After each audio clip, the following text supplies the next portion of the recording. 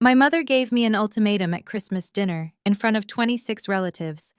She held up her crystal wine glass and announced that I had to pay for my sister's $88,000 dream wedding, or I would be dead to the family. My father stood up, looked me dead in the eye, and told me that every person at the table agreed I owed her this. Now they are leaving me dozens of voicemails sobbing and begging for mercy. Before I reveal exactly how I turned their luxury wedding trap into their absolute ruin, let me know where you are watching from in the comments below. Hit that like button and subscribe if you have ever had to cut off toxic family members to protect your peace. My name is Chelsea. I am 33 years old, and I am the founder of a highly successful boutique cybersecurity firm. But to my family, I was always just the convenient bank account they could bully into submission. Growing up, my parents Diane and Thomas made sure everyone knew we were the perfect suburban family. They hosted the loudest parties, drove the newest cars, and poured every ounce of their affection into my younger sister Ashley. Ashley was the golden child, the one who never had to lift a finger, while I was expected to quietly fade into the background and clean up the messes. By the time I built my cybersecurity company from the ground up, I had learned to keep my wealth completely under the radar. My family assumed I ran a struggling little computer repair shop, and I let them believe it to protect my peace. But that peace was completely shattered this past Christmas. The dining room in my parents' house was suffocatingly hot. 26 extended relatives were crammed around the massive oak table, which had been extended to its absolute limit. The air was thick with the smell of roasted turkey, expensive pine candles, and the overwhelming scent of my mother's signature perfume. Aunts, uncles, and cousins from 3 different states were busy passing plates and loudly gossiping about their neighbors. Sitting directly across from me was Ashley, clinging to the arm of her arrogant fiancé, Bradley. They had been engaged for 2 months, and Ashley had talked about absolutely nothing else. She wanted a wedding that rivaled royalty, constantly dropping hints about the historic Rosewood Estate, the most exclusive and outrageously expensive venue in the city. I was quietly finishing my slice of pecan pie, counting down the minutes until I could politely excuse myself and go back to my quiet apartment. That was when Diane picked up her crystal wine glass and tapped it with a silver spoon. The sharp clinking sound cut through the loud chatter of 24 relatives. The room fell completely silent. Everyone turned their attention to the head of the table. Diane stood up, smoothing down her holiday dress with a practiced dramatic flair. I assumed she was going to make a toast to the new couple. She loved an audience, and she loved parading Ashley's happiness in front of the extended family. But her eyes did not land on Ashley. They locked directly onto me. Chelsea. She began, her voice ringing out clearly in the silent room. We have all been talking, and we have come to a decision about your sister's wedding. I froze, my fork hovering halfway to my mouth. I had no idea why the entire family would be discussing my involvement in a wedding I had zero part in planning. Diane took a slow sip of her wine before dropping the bomb. Ashley has her heart set on the Rosewood Estate. It is the only venue suitable for her special day. But as you know, it is quite an investment. The total contract is $88,000. Since you are single and have no real financial obligations or a family of your own to support, we expect you to cover the venue. I stared at her, waiting for the punchline. But Diane was not smiling. Her face was set in stone. You need to write a check for $88,000 by the end of the week. Diane continued, her tone shifting from a polite request to a cold, hard command. If you refuse to do this for your only sister, if you choose to be that selfish, then you are dead to this family. You will not be welcome at the wedding, and you will not be welcome in this house ever again. A heavy, oppressive silence dropped over the dining room. I looked around at the 26 faces staring back at me. My aunts averted their eyes. My cousins suddenly found their napkins very interesting. I waited for anyone to speak up and point out how completely insane it was to demand nearly $100,000 from a sibling at a holiday dinner. Instead, Thomas pushed his chair back. My father stood up to his full height, placing his hands firmly on the table. He did not look at me with sympathy or understanding. He looked at me like a business rival he was trying to intimidate. Your mother is completely right, Thomas declared, his deep voice, leaving no room for argument. I have spoken to your aunts and uncles about this. Every single person at this table agrees. You owe your sister this. You have always been difficult, Chelsea. You have always been hoarding what little money you make from that computer hobby of yours. It is time you step up and act like a real part of this family. As the silence stretched on, the pressure in the room intensified. My Aunt Susan leaned across the table, offering a condescending smile. Come on, Chelsea, she coaxed softly. Family is everything. You do not want to lose your parents over money. You should be happy to help your sister start her new life. Uncle Gary chimed in from the other end of the table, waving his wine glass. We all pitch in for Family Kid. Do not be the one who ruins Christmas. It was a perfectly orchestrated ambush. Diane and Thomas had clearly spent the entire afternoon poisoning the well, convincing the extended family that I was some greedy, ungrateful daughter who needed to be publicly shamed into opening my wallet. They had turned my own aunts, uncles, and cousins into flying monkeys, all blindly supporting a demand that was entirely detached from reality. I felt my chest tighten, not from sadness, but from a profound, icy rage. I realized in that moment that I did not have a family. I had a group of extortionists who shared my bloodline. The sheer entitlement radiating from Diane and Thomas was staggering. They were threatening to disown me over a venue deposit. The audacity of his words literally took my breath away. You owe your sister this. I slowly lowered my fork to my plate. My gaze drifted past my father's imposing figure and landed on the kitchen counter behind him. Sitting right there in the center of the granite island was the brand new state-of-the-art $2,000 espresso machine I had carefully selected and purchased for them as a Christmas gift. I had wrapped it beautifully. I had carried it through the snow. I had spent my hard-earned money simply because I knew Diane loved luxury coffee. And now they were standing in front of 26 people calling me a selfish hoarder and demanding a fortune. Looking at that expensive espresso machine, a memory from exactly a decade ago rushed into my mind with painful clarity. I was 23 years old, sitting at that exact same dining table, practically begging Thomas and Diane to co-sign a modest student loan so I could finish my final year of college. I had worked 2 part-time jobs just to pay my tuition, but my savings had run out. I only needed a signature, not even their actual money, just a guarantee, so I would not be forced to drop out of my technology program. I remember the cold look on Diane's face when she told me absolutely not. We cannot take on that kind of financial risk for a degree in computers, she had said dismissively. Besides, Ashley is starting high school next month. She needs a reliable, brand new car to get to her extracurricular activities. We simply do not have the credit to spare on your little school project. They had bought Ashley a brand new luxury sedan the very next week, completely ignoring the fact that I had to temporarily drop out and work double shifts to afford my final semesters. They had prioritized an entitled teenager's luxury vehicle over my entire education and future career. And now, 10 years later, sitting at the same table, they were demanding I hand over $88,000 for a one-day party. They were weaponizing the extended family to shame me into submission. I looked at Ashley, who was sitting perfectly still, a smug, entitled expression resting on her face. Bradley sat next to her, looking at me with a mixture of amusement and superiority, clearly enjoying the fact that my parents were publicly bullying me to fund his extravagant wedding. The hypocrisy was so thick it was almost suffocating. They thought I was weak. They thought the threat of being dead to the family would break me because they assumed I was still that desperate 23-year-old girl begging for their approval. They had no idea that the computer hobby they mocked had made me a multimillionaire. They had no idea that I could buy and sell the Rosewood estate without checking my bank balance. But I was not about to give them a single dime. The tension in the dining room was so dense it felt like a physical weight pressing down on my shoulders.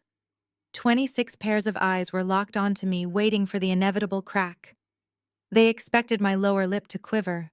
They expected me to stammer out an apology, to beg for their understanding, to desperately negotiate a payment plan just to keep my place in this toxic family hierarchy. That was the script they had written for me. That was the role I had played for my entire life. I looked down at the slice of pecan pie on my plate, the crust crumbling into a sticky, sweet mess. The smell of cinnamon and roasted turkey suddenly made me feel nauseous. I took a slow, deep breath, letting the oxygen fill my lungs and steady my heart rate.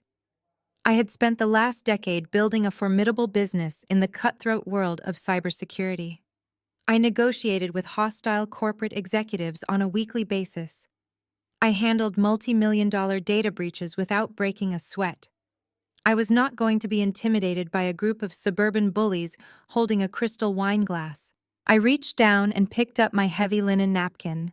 I folded it deliberately, matching the corners with precise, practiced movements, and set it down neatly next to my untouched plate. The simple, quiet sound of the fabric brushing against the mahogany table seemed to echo like a gunshot in the silent room. I pushed my chair back, the wooden legs scraping against the floor, and I stood up. I did not rush. I did not scramble. I stood to my full height, making sure my posture was absolutely immaculate. I looked at Diane. Her chest was puffed out, waiting to receive my surrender. I looked at Thomas, whose face was already flushed with the anticipation of his dictatorial victory. Then I looked at Ashley, who was pushing out her lower lip like a spoiled toddler denied a shiny new toy. "I owe her nothing," I said. My voice was completely level. It was not a shout. It was not a plea. It was a statement of absolute, undeniable fact, delivered with the kind of cold, icy authority I usually reserved for firing insubordinate contractors. "Good luck with the wedding." Bradley's smug smirk instantly evaporated, replaced by a look of profound, comical confusion. He leaned forward, opening his mouth to say something, but no words came out. My father Thomas blinked rapidly, his imposing stance faltering as his brain struggled to process the fact that his public humiliation tactic had spectacularly backfired. He had banked everything on the assumption that peer pressure from 26 relatives would force me into compliance. He had miscalculated terribly. Uncle Gary's wineglass stopped midway to his mouth. Aunt Susan literally gasped, her hand flying to her pearl necklace. I turned on my heel and began to walk away. I did not look back to gauge their reactions. I did not offer any further explanation or defense of my finances. As my heels clicked rhythmically against the hardwood floor of the dining room, the shock holding the family captive finally shattered. Cue Ashley. Like a soap opera actress hitting her mark on a stage, my sister let out a piercing theatrical wail. It was a flawless performance practiced over decades of getting exactly what she wanted. She buried her face in Bradley's chest, her shoulders heaving with exaggerated, breathless sobs. "How could she do this to me?" Ashley cried out, her voice engineered to reach every corner of the house. "She is ruining my perfect day. She hates that I am happy. She is just a jealous, miserable person." I kept walking, my pace steady and unhurried. I passed through the grand hallway of the house I had grown up in. The walls were lined with expensive, custom-framed family portraits. There was Ashley at her high school graduation, Ashley winning a local beauty pageant, Ashley and Bradley at their lavish engagement party. I noted with a distinct sense of validation that there was not a single photograph of me on that wall. I had been erased from their narrative years ago, only summoned back when they needed a bankroll. Diane's chair scraped violently against the dining room floor. "Chelsea." Diane shrieked, her heavy footsteps pounding down the hallway behind me. "If you walk out that front door, do not you ever come back. Do you hear me? You are throwing away your family over a few dollars. You are making a massive mistake." I reached the spacious foyer and retrieved my tailored wool coat from the hall closet. I slipped it on methodically, adjusting the collar and buttoning it up, while my mother stood just a few feet away, her face contorted with dark, ugly rage. She was hyperventilating, completely unraveled by my absolute lack of reaction. "You are a miserable, selfish girl," Diane spat, stepping closer, her finger pointing aggressively at my face. "You will die alone and nobody will care because you care about nothing but your own stubborn pride. We are done with you." I paused with my hand resting on the cold brass doorknob. I turned my head slightly, catching her furious eye one last time. "Goodbye, Diane," I said. I opened the heavy front door and stepped out into the freezing December night, pulling the door firmly shut behind me. The heavy thud of the solid wood closing severed Ashley's manufactured crying and Diane's screaming, instantly leaving me in total silence. The crisp, icy winter air hit my face, and I took my first real breath of the evening. The pristine silence of the snow-covered neighborhood was a stark, beautiful contrast to the toxic, suffocating noise I had just escaped. I walked down the long, winding driveway, my boots crunching softly on the fresh snow. I approached my car, a sleek, understated black sedan that was heavily armored with aftermarket security upgrades, a necessary perk of my highly sensitive profession that my family knew absolutely nothing about. I unlocked the door, slid into the premium leather driver's seat, and hit the ignition. The powerful engine purred to life, and the heated seats immediately began to chase away the winter chill.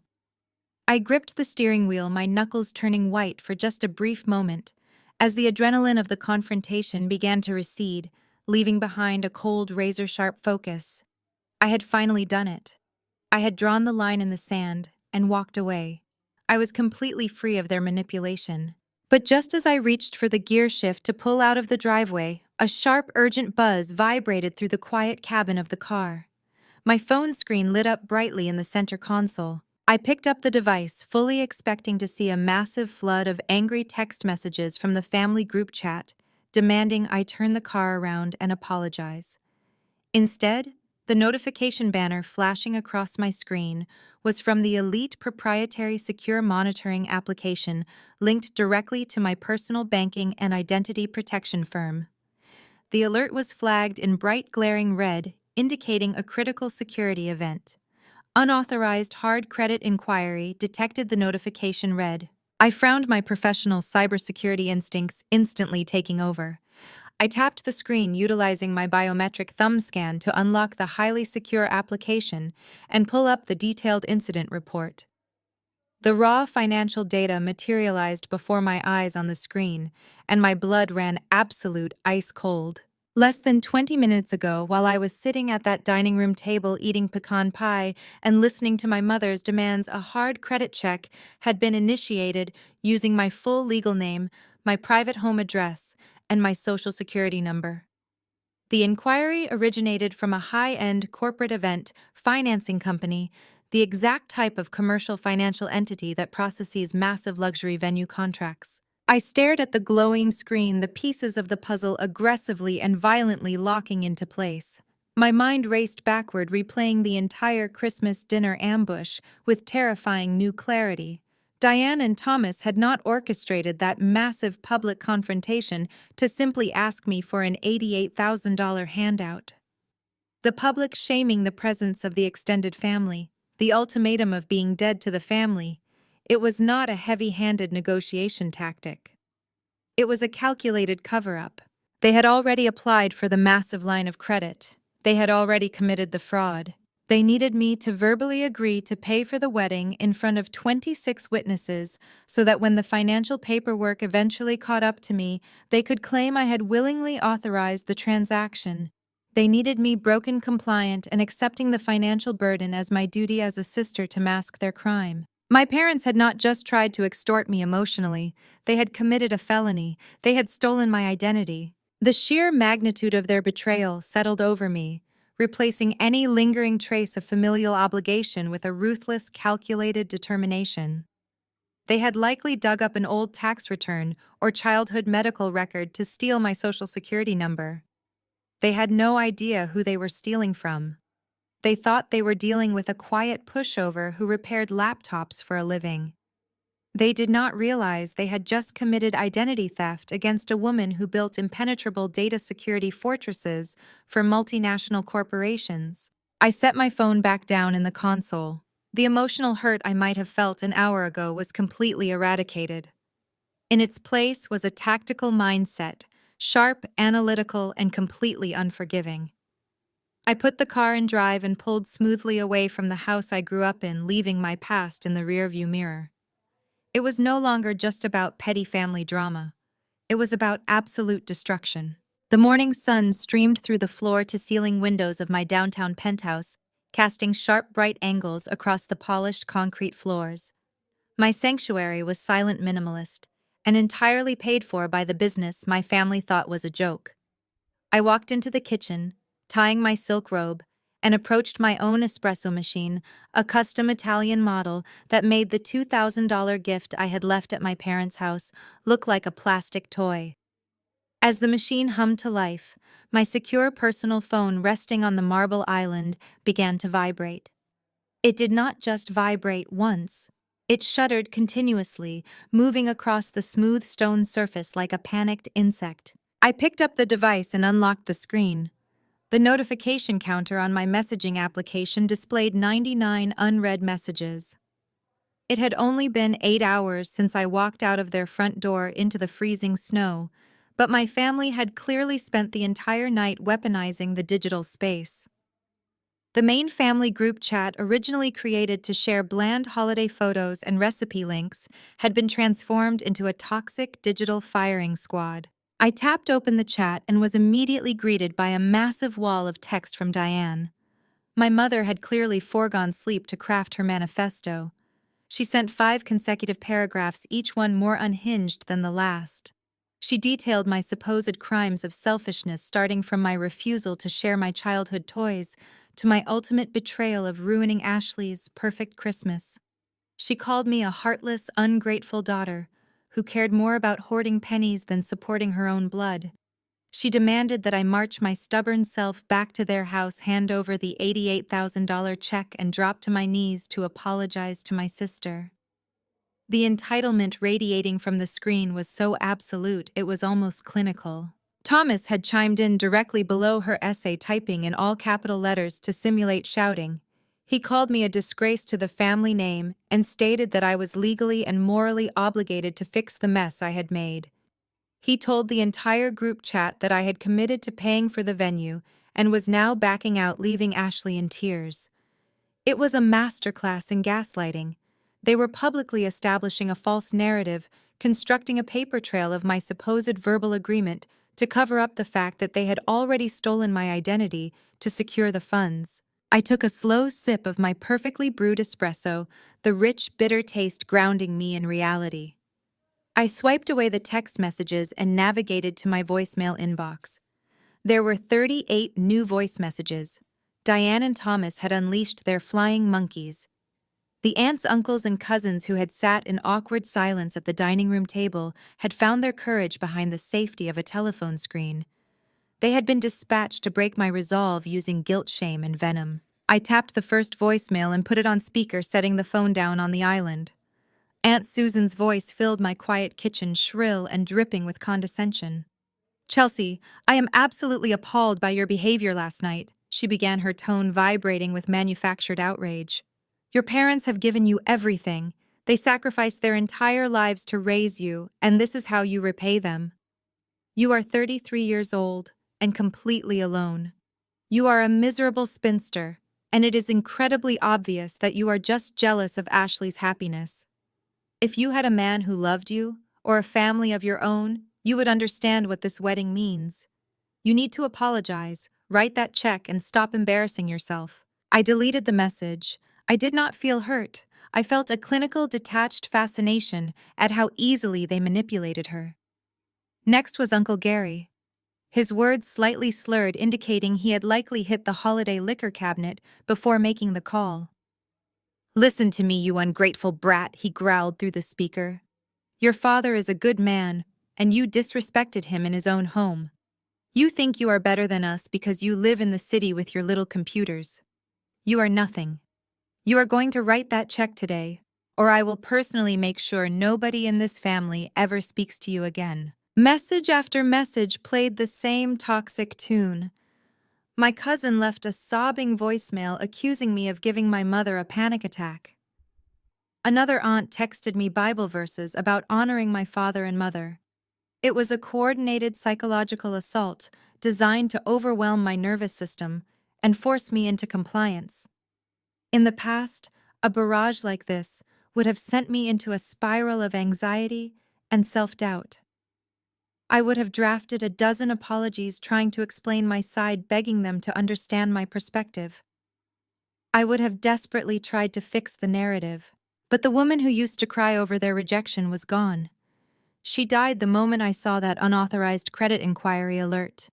I was no longer dealing with a difficult family. I was dealing with desperate, cornered criminals who were trying to cover up felony fraud by bullying their victim into silence. Every voicemail they left, every nasty text they sent was not a dagger to my heart. It was a gift. It was documentation. I walked into my home office, a room equipped with commercial-grade servers, multiple encrypted monitors, and processing power that rivaled a small intelligence agency. I sat down in my ergonomic leather chair and woke up my primary workstation. I did not type out a single angry reply. I did not call Aunt Susan to defend my relationship status. I did not argue with Thomas about the definition of a legal obligation. Engaging with narcissists is like pouring gasoline on a fire. They crave the reaction. They need the drama to fuel their victim complex. If I responded with anger, they would use it to prove I was unstable. If I responded with logic, they would twist my words to fit their reality. The most devastating weapon I possessed right now was absolute suffocating silence. I opened a secure encrypted cloud drive isolated from my main network. I named the folder Rosewood Estate Fraud Evidence. With methodical precision, I began extracting the data from my phone. I downloaded every single voicemail, saving them as high-quality audio files. I captured screenshots of every unhinged text message in the family group chat, making sure the timestamps and contact numbers were clearly visible. I archived Diane's massive paragraphs and Thomas's all-caps threats. I meticulously categorized the verbal abuse, separating the emotional manipulation from the financial demands. My silence was clearly driving them insane. As I sat there organizing the files, my phone lit up with a fresh wave of notifications. Because I had not responded to the initial morning assault, their tactics were shifting from angry demands to panicked bargaining. Ashley sent a direct message separate from the group chat. Her tone was drastically different, stripped of the arrogant entitlement she had displayed at the dinner table. "Chelsea, please," she wrote. "I am begging you. The venue needs the final guarantor confirmation by next week, or they will cancel my date. Bradley's parents have already booked their flights. You cannot ruin my life over this. I know you have the money. Just do this one thing for me, and I will never ask you for anything again. I promise." I took a screenshot of that message and dropped it into the secure folder. Her desperation was incredibly telling. The venue needed the final guarantor confirmation. That meant my parents had initiated the credit check and started the application using my stolen identity, but the financial institution likely required a final verbal or digital signature verification to release the $88,000 line of credit. My parents had pulled the trigger, but the transaction was hanging in limbo, waiting for my final authorization. That was why they were losing their minds. That was why they needed me broken and compliant. Without my final verification, their entire fraudulent scheme would collapse, and the venue would cancel the event. I closed the messaging application and engaged the strict Do Not Disturb protocol on my phone, routing all calls from my family directly to voicemail. I had gathered enough emotional leverage for the morning. They could scream into the digital void all they wanted. Their insults about my appearance, my relationship status, and my career were completely meaningless noise compared to the massive federal crime they were trying to conceal. I stood up from my workstation and stretched my arms, feeling a surge of pure, powerful adrenaline. The bait was set. They were trapped in their own escalating panic, terrified that their perfect golden child was going to lose her luxury wedding venue. My complete lack of response was depriving them of the control they desperately needed. They thought they were hunting me, but they had no idea they had just walked straight into a cage. I walked to my closet and pulled out a razor-sharp tailored business suit. It was Monday morning. The holiday weekend was over, and it was time to go to the office. I had a cybersecurity firm to run and a completely legal, absolutely devastating counteroffensive to prepare. My firm occupied the top 3 floors of a sleek glass and steel high-rise in the downtown financial district. There was no flashy signage on the street level. We did not advertise on billboards or park benches. The clients who needed my services, multinational banks, defense contractors, and elite corporate entities, already knew exactly where to find me. The elevators required a biometric scan just to access our reception floor. When the doors opened, they revealed a stunning minimalist lobby featuring brushed steel slate gray walls and a massive reception desk carved from a single block of black marble. It was a fortress disguised as corporate luxury. My family, operating under the delusion that I fixed cracked smartphone screens for a living, had never bothered to visit. I was sitting in my corner office reviewing a quarterly threat assessment for a major logistics client when the red light on my secure internal communications panel began to flash. I pressed the intercom button. My lead receptionist, a former military logistics coordinator whose calm demeanor could defuse a bomb, spoke crisply through the speaker. "We have a hostile walk-in." He bypassed the ground floor security desk by tailgating a courier. "He is in the main lobby, currently making a scene and demanding to see you. He claims he is your future brother-in-law." I leaned back in my leather chair. Bradley. He had actually shown up. I instructed security to stand down, but remain visible. I wanted to see exactly how far his arrogance would push him. I adjusted my suit jacket and walked down the long, silent corridor toward the main reception area. When I pushed through the frosted glass double doors, I found Bradley pacing aggressively across the slate floor. He was wearing a cheap off-the-rack suit that did not fit properly across his shoulders, attempting to look like an intimidating corporate titan. He was barking orders at my receptionist, demanding she go get the boss and stop playing games. When he saw me step into the lobby, his face twisted into a sneering, condescending smile. He clearly thought the minimalist decor meant my business was empty and failing rather than highly exclusive. "There she is," Bradley announced, clapping his hands together slowly in a mocking rhythm. "The prodigal sister hiding out in her little empty office. I was starting to wonder if you actually ran a business or if this was just a front for your miserable, lonely life." I did not cross the lobby to meet him. I stood perfectly still, forcing him to walk across the wide-open space to reach me. It was a basic power dynamic, but Bradley was too obtuse to notice. He stomped over, stopping mere inches from my face, attempting to use his height to physically intimidate me. He puffed out his chest, his cheap cologne completely overpowering the clean, filtered air of my lobby. "Listen to me very carefully, Chelsea," he growled, his voice dropping to what he probably thought was a menacing whisper. "You caused a massive scene at Christmas, and you have my fiancée crying her eyes out. That stops today. You are going to call the venue, verify the financial guarantor paperwork, and write the check. If you do not, I am going to make your life in this city an absolute living nightmare." I raised an eyebrow, maintaining absolute icy eye contact.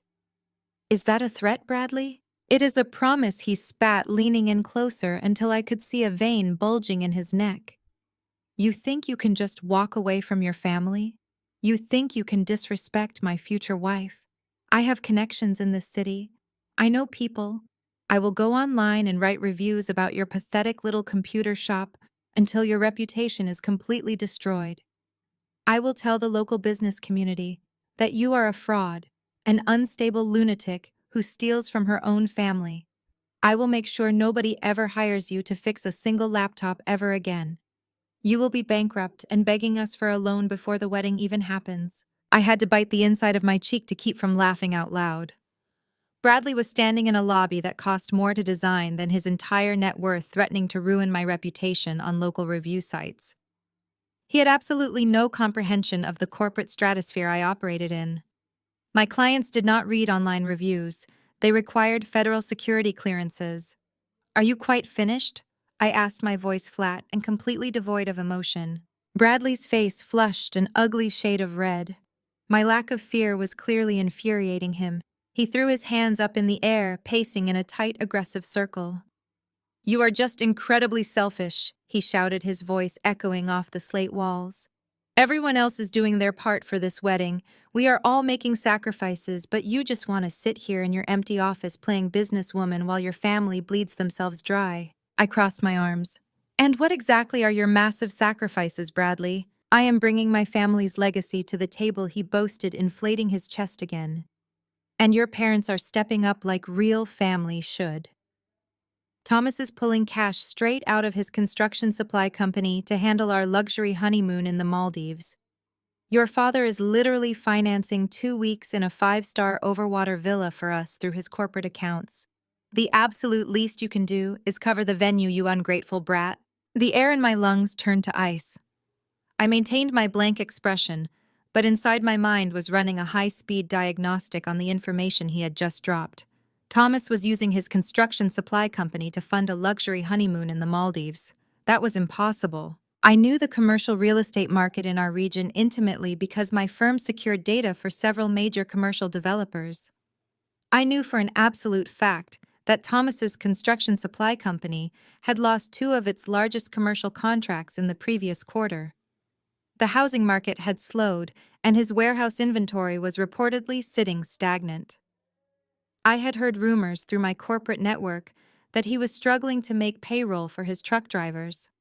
A business owner drowning in that much overhead debt could not legally or practically pull tens of thousands of dollars in liquid cash from his corporate accounts for a personal vacation without triggering a massive audit or committing serious financial misconduct. Bradley, in his blind arrogance and desperate need to prove his superiority, had just handed me a golden thread of information. He had tried to weaponize my father's supposed generosity, but instead he had exposed a massive, glaring financial discrepancy. If Thomas was broke, but promising luxury honeymoons, it meant the financial rot ran significantly deeper than just a forged venue contract. "So my father's company is paying for your honeymoon," I repeated softly, ensuring I memorized his exact phrasing. "That is very generous of his corporate accounts." "Exactly," Bradley sneered, completely missing the subtle shift in my tone. "Because Thomas understands how to treat family. He understands respect. Now you are going to walk back to your desk, get on the phone with the Rosewood estate, and authorize that credit line. If you do not, I am coming back here tomorrow, and I am dragging you out of this fake office myself." I uncrossed my arms and let my hands drop to my sides. I looked past Bradley's shoulder toward the dark-tinted glass doors of the security corridor. I gave a single, barely perceptible nod. Before Bradley could draw breath to launch into another tirade, the frosted glass doors slid open silently. 2 of my physical security specialists stepped into the lobby. They were not average guards in cheap blazers. They were former private military contractors wearing tailored dark suits, standing well over 6 feet tall with the kind of broad, imposing shoulders that made Bradley look like a frail child. They moved with absolute lethal silence, flanking Bradley in less than 3 seconds. Bradley froze, his bravado evaporating the instant he realized he was suddenly trapped between 2 mountains of muscle. He looked from the guards to me, his mouth hanging slightly open. "It is time for you to leave, Bradley," I said, my voice dropping to a dangerous, quiet register. "You are trespassing on private commercial property. If you ever bypass my security desk or threaten me in my lobby again, these gentlemen will not politely escort you to the elevator. They will forcefully detain you until the police arrive to arrest you for corporate trespassing and harassment." "You cannot do this," Bradley stammered, taking a clumsy step backward. "You have to pay for the venue." I smiled. It was a cold, predatory smile that finally made him flinch. "I highly recommend you check your own bank accounts, Bradley. I think you are going to need every penny you can find." I turned my back on him and walked toward the secure doors leading to my inner office. I did not look over my shoulder as my security team closed in on him, boxing him out toward the elevators. I could hear him sputtering pathetic threats as the elevator doors chimed open, but his voice lacked any real power. He was a coward who had tried to corner a woman he thought was weak, only to realize he had walked blindly into a fortress. I stepped back into my corner office and let the heavy reinforced door seal shut behind me. My heart was beating a steady, determined rhythm. Bradley's attempt at physical intimidation had been pathetic, but his loose lips were a revelation. He had handed me exactly what I needed to dismantle their entire operation. I walked straight to my desk and pressed the intercom button connecting directly to my lead data analyst. "Aaron," I said, my voice crisp and commanding, "I need you to drop whatever you are doing and come to my office immediately. We have a new target, and I need a complete deep dive financial background check completed by noon." Aaron stepped into my office less than 2 minutes after I released the intercom button. He was holding his encrypted tablet, his expression neutral and focused. Aaron was the best data analyst I had ever hired. He had a background in forensic accounting and cyber intelligence, possessing a unique ability to find the invisible threads connecting hidden corporate assets. He did not ask questions about my personal life. He simply sat in one of the leather chairs across from my desk and waited for his briefing. I did not waste time with emotional exposition. I did not tell him that the targets were my father and my future brother-in-law. I treated this exactly like I would treat a corporate espionage investigation for one of our Fortune 500 clients. I gave him two names: Thomas and his construction supply business, and Bradley and his supposed technology startup. I explained that an unauthorized hard credit inquiry had been made against my social security number by a luxury event financing firm, and that Bradley had just walked into our lobby claiming Thomas was using corporate accounts to fund a 5-star vacation in the Maldives. Aaron raised a single eyebrow, his fingers already flying across the screen of his tablet. He recognized the immediate legal and financial red flags. If a struggling construction company owner was pulling liquid cash for a luxury vacation, it was either gross misappropriation of company funds, impending bankruptcy fraud, or an outright lie. I gave Aaron strict parameters. I wanted a complete financial background check on both men, but it had to be entirely legal. I wanted open-source intelligence, public tax records, uniform, commercial code filings, court dockets, property deeds, and corporate registry data. I wanted to know exactly how much debt they were hiding behind their expensive suits. Aaron nodded once, stood up, and left the office. I remained at my desk, turning my chair to face the floor-to-ceiling windows overlooking the sprawling city skyline. The winter sun was bright and blinding, casting long shadows between the skyscrapers. As I looked out over the concrete and glass, I felt a profound fundamental shift in my own psychology. The lingering sting of my mother's rejection, the hurt of being excluded from the family narrative, it all evaporated. Emotional pain requires a baseline of respect for the people inflicting it. I no longer respected my family. The conflict had officially shifted from an emotional family drama to a tactical corporate war. They were not my parents and my sister anymore. They were hostile threat actors attempting to breach my financial perimeter. They had conspired to steal my identity because their own resources were depleted. They thought they could mask a felony with a holiday guilt trip. I spent the next 2 hours compartmentalizing my past, locking down my personal banking infrastructure, setting up secondary authentication protocols on all my assets, and freezing every piece of credit tied to my name. I was cauterizing the wound with cold, hard logic. At precisely noon, the secure lock on my office door clicked open. Aaron walked back in. He did not sit down. He walked directly to the smartboard mounted on my wall and synced his tablet to the display. The screen illuminated, projecting a complex web of financial data, red-flagged accounts, and corporate filings. Aaron turned to me, his expression grave but professionally satisfied. He had pulled the thread, and the entire sweater had completely unraveled. "We will start with Thomas and the construction supply company," Aaron said, bringing up a series of legal documents. "The narrative Bradley tried to sell you about corporate wealth funding a honeymoon is a complete fabrication. Your father's business is not just struggling, it is in the middle of a catastrophic financial collapse." Aaron expanded a section of the screen displaying recent uniform commercial code filings. "These filings are public record," he explained. "They show that Thomas has massive, insurmountable liens against his warehouse inventory. He has leveraged every single piece of heavy machinery, every delivery truck, and every pallet of raw materials he owns. He has not paid his primary wholesale suppliers in over 4 months. There are 3 active lawsuits pending in civil court from independent trucking contractors suing him for unpaid freight invoices. I stared at the glowing red numbers on the screen. The reality was stark and brutal. My parents had spent the last decade projecting an image of untouchable suburban wealth. They drove imported luxury cars, hosted catered parties, and bought Ashley whatever she wanted, all while sneering at my modest lifestyle. But it was entirely funded by leverage and debt.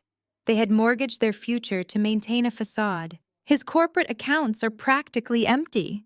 Aaron continued, bringing up a graph of commercial credit health. He is surviving on high-interest short-term commercial loans just to keep the lights on in the warehouse. There is absolutely no hidden cache of money for a luxury honeymoon in the Maldives. If he attempts to pull cash from the business for a personal vacation right now, his creditors will force him into involuntary bankruptcy. They are completely, desperately broke. The pieces clicked perfectly into place. This was why Diane and Thomas had been so aggressive at Christmas dinner. They had no money to pay for Ashley's extravagant $88,000 wedding venue. They could not get approved for a loan themselves because their credit was destroyed and their business was drowning in debt. They needed a clean slate. They needed a blank check. They looked at me, the quiet daughter they assumed was naive and isolated, and decided I was their lifeline. They forged my signature because they had literally no other option to keep up their wealthy facade. I processed the reality of my parents' financial ruin without a single ounce of pity. They had made their choices. I turned my attention back to the smartboard. "What about Bradley?" I asked. He strutted into my lobby, acting like a Silicon Valley billionaire. "What did you find on his technology startup?" Aaron actually let out a short, dry laugh. He swiped the screen, replacing Thomas's failing corporate data with Bradley's personal financial history. "Bradley is the ultimate punchline to this entire situation," Aaron said. "He does not have a technology startup. He does not have a company at all." Aaron pulled up a state corporate registry document. Bradley registered a limited liability company 3 years ago, claiming to be developing a revolutionary logistics application. But the company never launched a single product. It generated zero revenue. According to public tax records and state filings, the business was officially dissolved by the state 6 months ago for failure to file basic annual reports or pay the minimal franchise tax. He has been unemployed for half a year. I leaned forward, genuinely stunned by the sheer magnitude of the deception. So he has no income. How is he funding his lifestyle? How is he paying for the designer suits and the arrogant attitude? "He is funding it through catastrophic personal debt," Aaron replied, pulling up a series of court judgments. "Bradley is drowning. He has maxed out 6 different high-limit credit cards. He has multiple accounts in active default. 3 weeks ago, a civil judgment was entered against him for defaulting on a luxury car lease. He is currently dodging a repossession agency trying to tow his vehicle. His net worth is severely negative." I sat back in my chair, staring at the screen as a wave of dark, cynical realization washed over me. It was a massive, intersecting house of cards. It was a spectacular collision of frauds. Bradley was a broke, unemployed con artist drowning in credit card debt. He had likely targeted Ashley because my parents projected an image of immense suburban wealth. He thought he was marrying into a rich family that would fund his lifestyle and bail out his fake startup. He was clinging to Ashley to get access to Thomas's bank accounts. Meanwhile, Thomas and Diane were completely bankrupt, hiding massive corporate liens and unpaid lawsuits behind leased luxury cars and expensive country club dinners. They were clinging to Bradley, desperate for him to marry Ashley, because they believed his lies about being a wealthy tech entrepreneur. They thought Bradley was going to elevate their social status and rescue them from their impending financial doom. They were 2 broke, desperate frauds aggressively trying to scam each other. Neither party had any actual money to pay for this absurdly lavish wedding.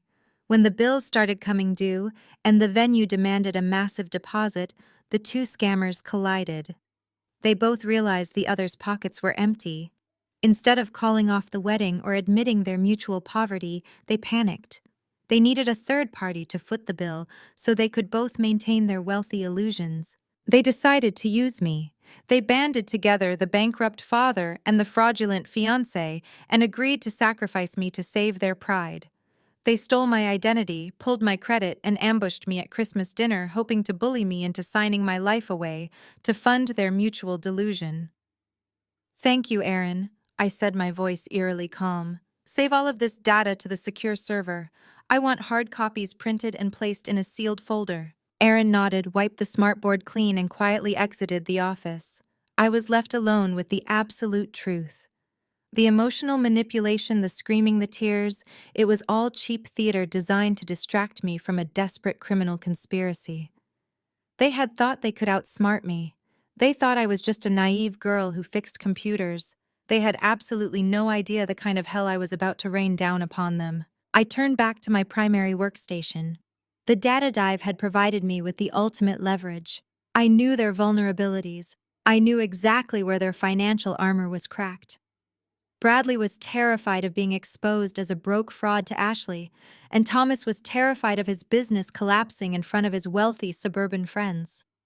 They were both balancing on a razor-thin wire of deception. I opened my secure email client and drafted a high-priority message to my personal corporate attorney. I needed to begin establishing a bulletproof legal defense regarding the unauthorized credit pull. I detailed the identity theft, the forged signature they must have used to secure the venue contract, and the immediate need to place fraud alerts with all major credit bureaus. I was not going to simply defend myself. I was preparing to go on the offensive. My family had pushed me into a corner, assuming I would fold under the pressure of their collective expectations. They assumed my silence over the past 5 years was a symptom of weakness. They were about to learn that my silence had been the quiet, steady hum of building an empire. I picked up my phone and opened the web browser. I needed to trace the exact origin of the credit inquiry. I needed to see the paperwork they had forged to lock me into the Rosewood Estate contract. I was going to follow the money, trace the fraud, and dismantle their perfect wedding brick by brick. I opened my primary workstation browser and accessed my encrypted financial dashboard. The interface glowed with the stark red warning banner detailing the unauthorized credit inquiry. I bypassed the standard consumer view and dug straight into the raw data packet attached to the alert. The inquiry had been initiated by a commercial lending institution named Premier Event Financing, a boutique firm that exclusively handled massive lines of credit for luxury venues and high-end vendors. They were the financial gatekeepers for the Rosewood Estate. I did not waste time navigating customer service menus or dealing with frontline representatives. I used my corporate registry access to pull the direct contact information for Premier Event Financing's Fraud and Risk Management Department. I dialed the number from my secure desk line. A man named Gregory answered, his tone carrying the bored indifference of a corporate drone nearing the end of his shift. I shattered his boredom in less than 10 seconds. I introduced myself as the CEO of my cybersecurity firm, stated my full legal name, and informed him that his institution had just processed a fraudulent credit application using my stolen Social Security number. I told him that I was currently drafting a formal report to the federal authorities and required the immediate transmission of the pending application documents to my secure server. Gregory stammered, his indifferent tone vanishing as panic set in. Financial institutions face catastrophic liabilities when handling fraudulent credit applications, especially when the victim is a corporate executive who understands compliance laws better than they do. Within 4 minutes, an encrypted PDF file arrived in my inbox. I downloaded the file and opened it on my largest monitor. The document was a comprehensive 30-page, legally binding contract for the Rosewood Estate. It detailed every single extravagant, absurdly expensive demand my sister Ashley had made for her supposed dream day. I scrolled through the itemized billing breakdown with a mixture of disgust and dark amusement. The total was exactly $88,000. The sheer scale of the financial delusion was staggering. There was a $12,000 line item for imported white orchids that were out of season. There was an $8,000 charge for a custom-built monogrammed acrylic dance floor. The catering menu selected was their top-tier platinum package featuring beluga caviar stations, wagyu beef, and an open bar stocked strictly with top-shelf imported liquors. Ashley and Bradley, two people who literally did not have the cash to buy a used car without defaulting on a loan, had planned a wedding fit for royalty. But the most crucial part of the document was not the itemized flowers or the expensive alcohol. I scrolled rapidly past the catering selections and the luxury vendor lists, moving straight to the liability and financial guarantor section at the very end of the contract. There it was. My full legal name was printed neatly on the primary guarantor line. I leaned closer to the monitor, my eyes scanning the digital ink. The primary applicant line originally had Thomas's name written on it. However, a digital red stamp across his section indicated a hard rejection. The financing company had clearly run a preliminary soft check on my father and immediately flagged his catastrophic corporate debt and impending bankruptcy. He was toxic. They had rejected him as a financial sponsor outright. Desperate to secure the venue and keep their wealthy facade intact, Thomas and Diane needed a ghost sponsor. They needed someone with an immaculate credit score, zero debt, and a high verifiable income. They needed me. I stared at the signature line resting just below my printed name. It was an outright, undeniable forgery. Someone had attempted to copy my signature, but it was a clumsy, desperate imitation. The loop on the first letter was too wide, and the slant of the cursive dragged heavily to the right. It looked exactly like the way I used to sign my name when I was 18 years old. My mind flashed back to a box of old college paperwork I had left in the attic of my parents' house a decade ago. It contained old tax forms, student loan applications, and expired bank statements. Diane had clearly dug through my old childhood belongings, found a document from my college years, and practiced tracing my signature until she felt confident enough to commit a felony. I zoomed in on the emergency contact information listed below the signature. The handwriting was unmistakable. The sharp, aggressive loops and the heavy pressure of the pen strokes belonged entirely to Diane. My mother had physically filled out the fraudulent application. She had written down my social security number, my date of birth, and my legal name, binding me to $88,000 of debt. I checked the timestamp on the digital signature. The contract was signed and submitted to the Rosewood estate on December 23rd. That was exactly 2 days before our massive Christmas dinner. The realization hit me with the force of a freight train. I sat back in my leather chair staring at the ceiling as the absolute chilling brilliance of their malicious strategy finally became clear. The Christmas dinner was never an ambush to ask me for money. It was a highly orchestrated, desperate cover-up for a crime they had already committed. They had forged my signature on the 23rd.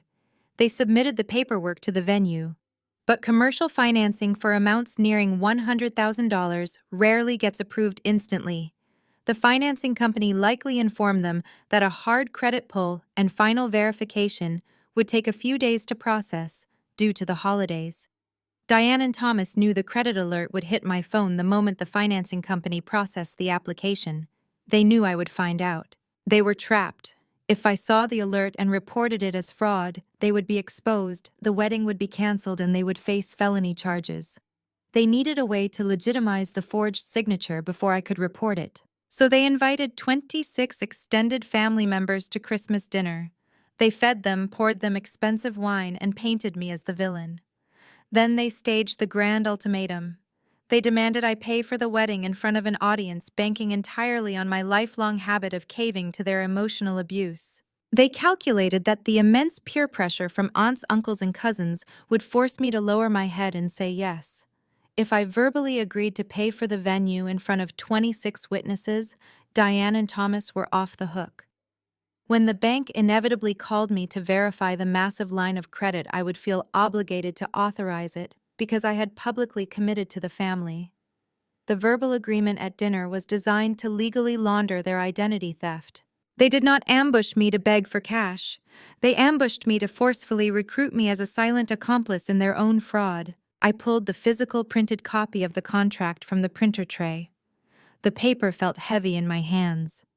I ran my fingertips over the printed ink of the forged signature.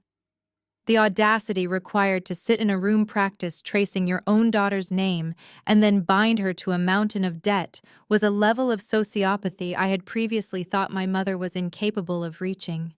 I had spent years analyzing cybercriminals hackers who hid behind proxies to steal data from faceless corporations. But this was deeply, sickeningly personal. The thief was not operating from a server farm halfway across the world. The thief had served me pecan pie. I walked over to the floor-to-ceiling windows of my office, holding the forged contract up to the natural light. The sprawling cityscape of the financial district stretched out before me, a concrete jungle where I had fought tooth and nail to establish my dominance. Every dollar in my bank account, every server in my building, every client on my roster had been earned through relentless, grueling hard work. I had sacrificed sleep, personal relationships, and countless hours to build my empire of security. And Diane believed she could simply reach into my life, forge a few cursive letters on a piece of paper, and siphon away the fruits of my labor to pay for imported white orchids and beluga caviar. The sheer entitlement was staggering. Ashley, the golden child who had never worked a 40-hour week in her entire life, felt completely justified in demanding a royal wedding funded by my stolen identity. Thomas, the bankrupt patriarch, felt entitled to use my flawless credit score as a human shield against his own commercial failures. Bradley, the arrogant con artist, felt entitled to strut into my lobby and threaten my business while secretly drowning in his own unpayable car leases. They were parasites, all of them.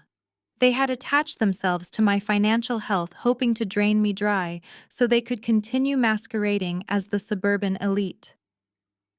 I walked back to my desk and placed the contract inside the red legal folder. The timeline was established. The motive was clear. The evidence was irrefutable. I had completely dissected their entire criminal operation in less than 24 hours. The Christmas dinner ambush was a spectacular failure. Instead of securing a silent, compliant victim, they had provoked an apex predator in the financial and data security sector. They had handed me the exact rope I needed to hang them. I sat down and finalized the email to my corporate attorney. I attached the forged contract, the timestamp logs, and a brief summary of the identity theft. I did not ask for a consultation. I issued a directive. I needed immediate, aggressive legal preparation. The fraud alerts were just the beginning. With the legal snare perfectly set, I turned my attention back to the monitor. It was time to look into the Rosewood estate itself. I opened the commercial real estate database and initiated a deep dive query into the property's holding companies. I needed to understand the battlefield before I launched the final strike. The cursor on my screen blinked steadily as the commercial real estate database rendered the ownership history of the Rosewood estate. I needed to know exactly who I was dealing with before I launched a legal strike against the venue. High-end event spaces were notoriously vicious when it came to protecting their contracts, often employing aggressive litigation tactics to enforce guaranteed payments.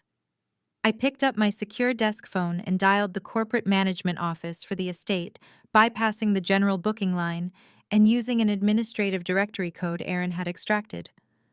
I needed to speak to the highest level of compliance management available. After 4 rings, a woman answered. She introduced herself as Margaret, the Senior Director of Accounts and Venue Management. Her voice carried the polished, synthetic warmth of someone who spent her days placating demanding clients and extracting massive deposits from wealthy parents. I stripped all emotion from my voice and matched her corporate cadence. I stated my full legal name and informed her that my identity had been stolen. I explained that a fraudulent contract had been submitted to her venue bearing a forged signature, and I was officially notifying the Rosewood estate to freeze the account immediately pending a federal fraud investigation. I expected Margaret to put me on a brief hold, consult her legal department, and return with a panicked apology. Instead, I met a wall of staggering corporate arrogance. The synthetic warmth vanished from her voice, replaced by cold, bureaucratic condescension. She let out a sharp sigh, a sound that clearly communicated she thought I was just a disgruntled relative experiencing financial buyer's remorse. Margaret informed me that the Rosewood estate possessed an ironclad, legally binding contract. She stated that any disputes regarding the authenticity of the signature would need to be handled privately between myself and the primary applicants, which were my parents. She actually had the audacity to suggest that I take it up with my family, as if felony identity theft was a simple domestic squabble over floral arrangements. She arrogantly reminded me of their strict no cancellation policy. Because the wedding was less than a week away, the $88,000 balance was locked. She told me the venue was fully guaranteed by my credit, and if the payment failed to clear, they would immediately initiate litigation against me to seize my assets. I felt my jaw tighten. I warned Margaret that she was treading on incredibly dangerous legal ground. I told her that if she did not immediately halt the billing process and flag the contract as fraudulent, her venue would be named as an accessory to felony wire fraud. I demanded that she escalate the call to the corporate ownership level immediately. I wanted to speak to the legal compliance officer for the parent company. Margaret scoffed loudly into the receiver. She told me that escalating the issue would not change my legal standing or save me from the debt. She proudly informed me that the Rosewood estate was no longer an independent operation run by local management.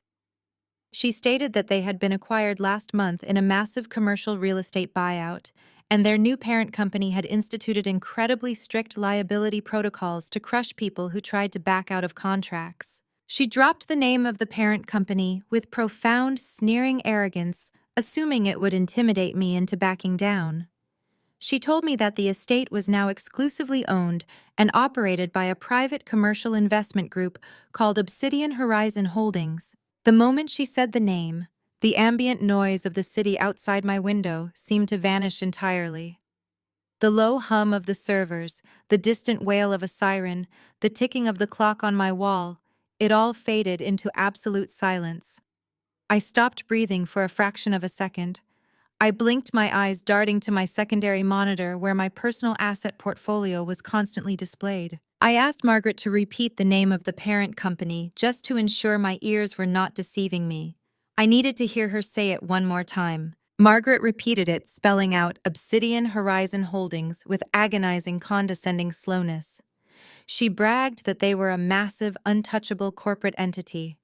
She told me that challenging their legal department over a venue deposit would result in my absolute financial ruin. She advised me to stop fighting, call my parents, and figure out a payment plan before Obsidian Horizon Holdings destroyed my credit forever. I muted the phone line. I sat perfectly still in my leather chair, staring at the glowing screens of my workstation. A laugh bubbled up in my chest, starting low and quiet before echoing loudly through my empty office. It was not a laugh of amusement. It was the sound of absolute staggering disbelief at the sheer magnitude of my family's horrific luck. It was the laugh of a woman who had just realized she held the power of a god over the people who had tried to destroy her. 2 months ago, my financial advisors had recommended diversifying my massive liquid assets into commercial real estate to offset my corporate tax liabilities. I had authorized my wealth management team to quietly purchase a portfolio of historic properties and luxury venues across the state. The corporate shell company my lawyers had created specifically to hold and manage those real estate assets was named Obsidian Horizon Holdings. I did not just have the money to pay for the venue. I owned the venue. I owned the physical building, the manicured gardens, the grand ballroom, and every single chair inside of it.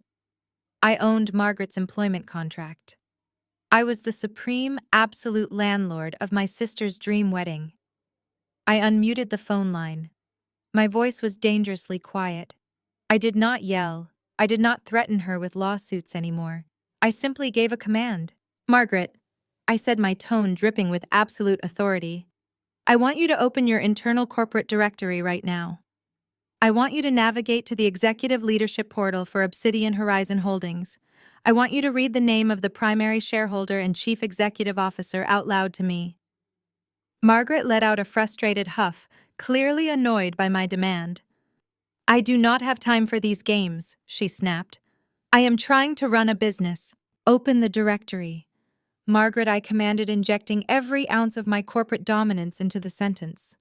or you will be clearing out your desk before security escorts you off my property." The sheer force of my tone finally broke through her customer service arrogance. I heard the frantic clicking of a keyboard on the other end of the line. I heard her navigating through the internal portal. The clicking suddenly stopped. There was a long, suffocating silence. I could practically hear the blood draining from Margaret's face through the phone receiver. I heard her let out a shaky, trembling breath. When she finally spoke, her voice was barely a whisper, completely devoid of the sneering confidence she had weaponized just moments ago. "Oh my God," Margaret choked out. "You are the CEO. You are the owner." "Yes, I am," I replied smoothly. "And as the supreme owner of Obsidian Horizon Holdings and the ultimate landlord of the Rosewood Estate, I am giving you a direct, non-negotiable corporate mandate. You will immediately locate the event contract under the name Ashley and Bradley. You will flag it as fraudulent. You will cancel the event in the master calendar, and you will freeze all deposits and access associated with that party." "Yes, ma'am," Margaret stammered, her voice shaking violently. "Right away. I am so sorry. I had absolutely no idea who I was speaking to. I was just following standard operating procedures for dispute resolutions." I ignored her pathetic attempts at backtracking. "You will not notify the clients that the event is canceled," I instructed her coldly. "You will leave the communication entirely to me. You will instruct the estate security team that if Thomas, Diane, Ashley, or Bradley attempt to set foot on the property, they are to be treated as hostile trespassers and removed by law enforcement. Do you understand my directives, Margaret?" "I understand completely," she whispered, typing frantically. "The contract is flagged. The event is canceled in the system. The security team is being notified right now." I hung up the phone without another word. I leaned back in my chair and looked out over the city skyline. The sheer, intoxicating power of the situation washed over me. My family had spent the last 24 hours harassing me, sending me 99 unhinged messages, assuming they had trapped me in a financial corner. They thought they had forced my hand. They thought the wedding was secure. They were busy bragging to their friends, buying expensive dresses, and planning their luxury honeymoon, completely oblivious to the fact that I held the keys to their entire kingdom. I was not just going to refuse to pay for the wedding. I was going to physically lock the doors of the venue. I had absolute, undeniable control over the property. I could let them get dressed in their expensive gowns, rent their luxury limousines, and invite their hundreds of guests, only to arrive at locked iron gates, patrolled by my personal security contractors. The realization was beautiful. They had built a massive, fragile house of cards, and they had accidentally handed me the detonator. I was still sitting in my office, marveling at the sheer perfection of my newfound leverage, when a different alert flared across my primary monitor. This was not a financial notification from my bank or a property update. This was a deep network proximity warning from my firm's client relations firewall. I leaned forward, and my hands flew over the keyboard. My company maintained an aggressive defense posture for our client communications. We handled sensitive data for multinational banks and defense contractors, which meant any unusual traffic directed at our client liaisons triggered an immediate internal review. I opened the traffic log and stared at the incoming data packets. Someone was actively attempting to contact the executive boards of my 5 largest clients. The contact attempts were not originating from corporate IP addresses or established industry channels. They were coming from a residential internet service provider located in my parents' upscale suburban neighborhood. I immediately patched Aaron back into my office through the secure intercom. I told him to trace the communication packets and isolate the origin point. Within seconds, Aaron confirmed my suspicion. The digital footprint belonged to a tablet registered to my sister Ashley, operating on the wireless network in Diane and Thomas's house. They had not surrendered after Bradley failed to intimidate me in my lobby. Unaware that I had already discovered their financial fraud, unaware that I owned their precious wedding venue, and unaware that I was holding all the cards, Diane and Ashley had decided to escalate their campaign to the nuclear option. They were attempting to destroy my business. I tapped my fingers against the mahogany desk, piecing together how they had even obtained my client list. I kept my corporate roster strictly confidential. Then a memory surfaced.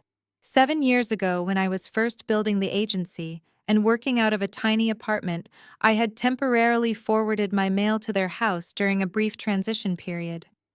Diane had always been notoriously nosy.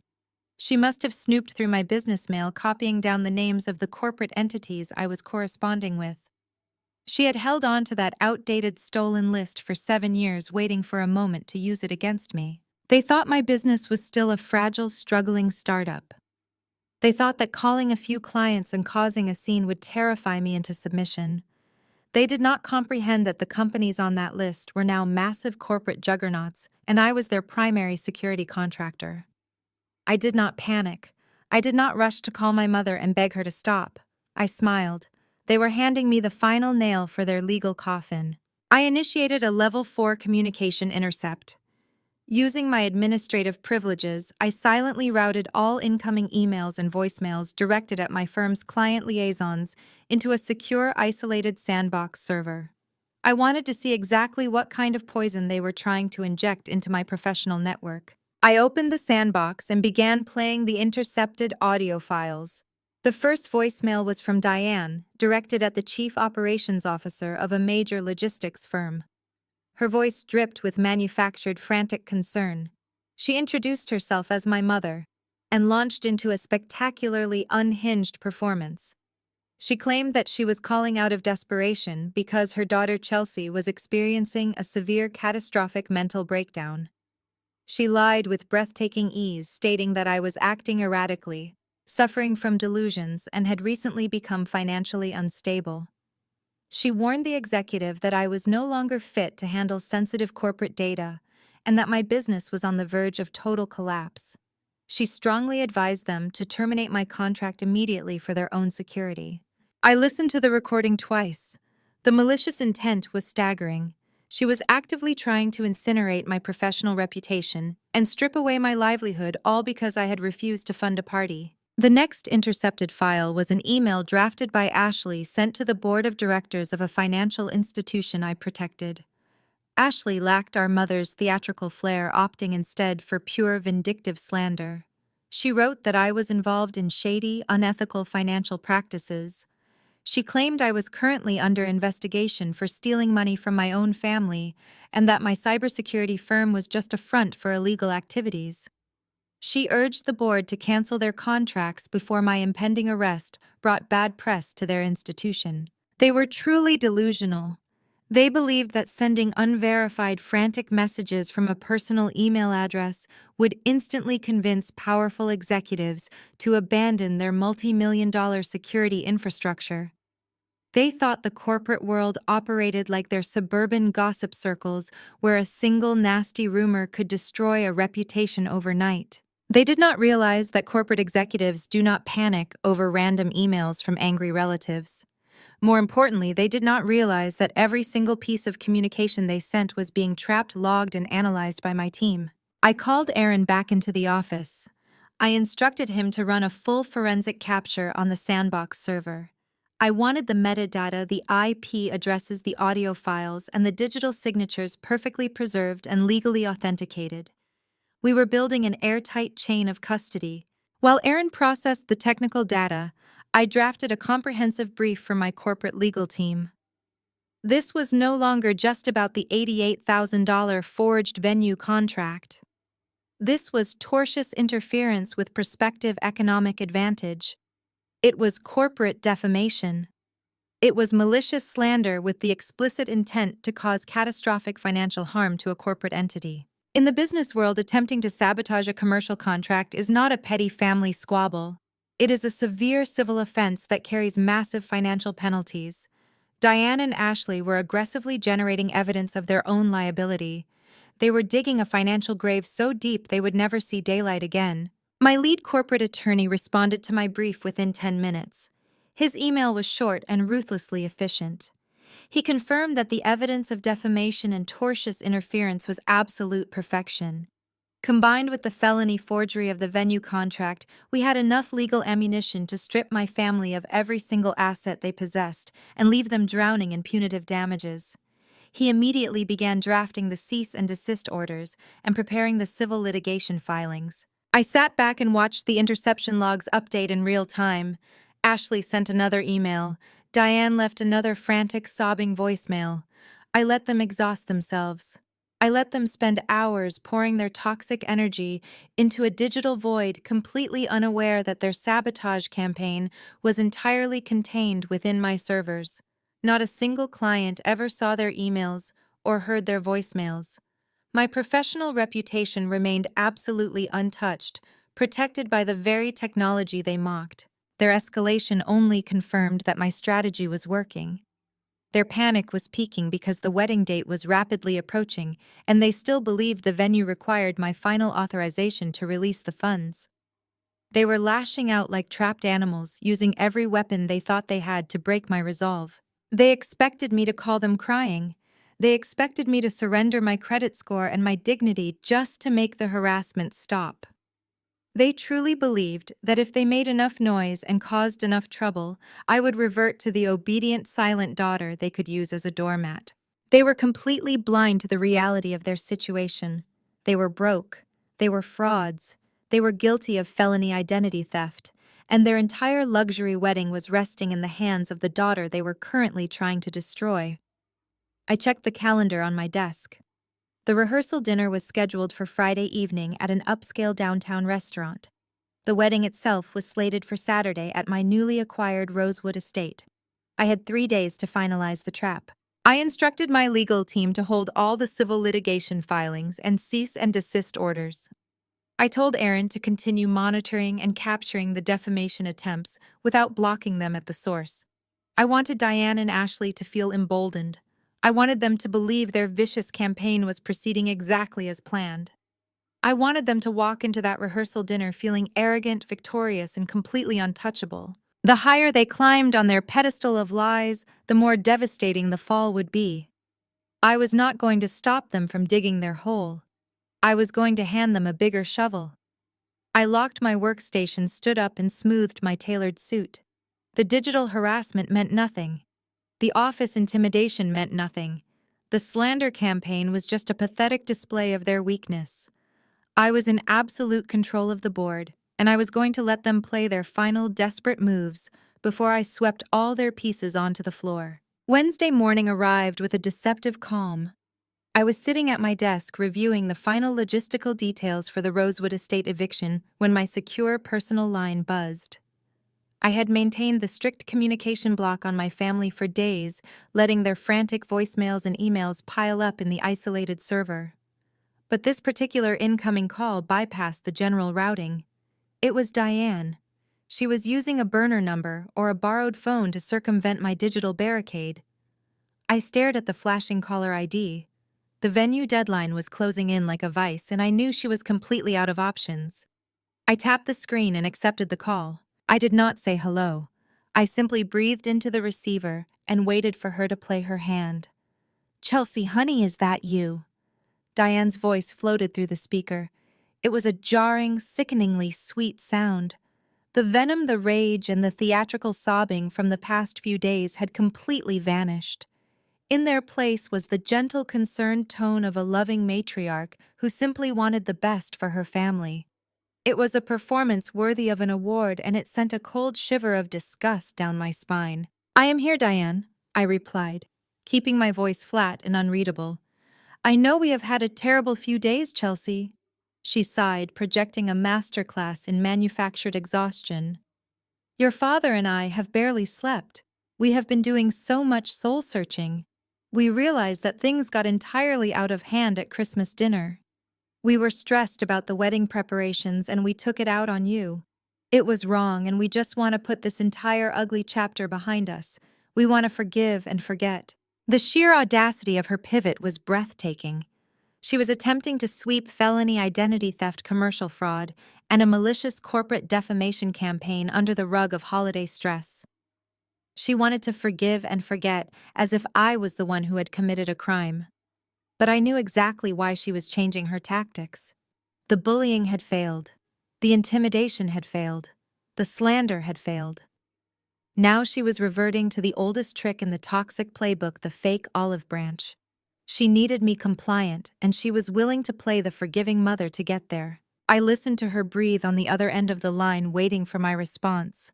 I understand, I said, feeding her exactly the kind of weary resignation she wanted to hear.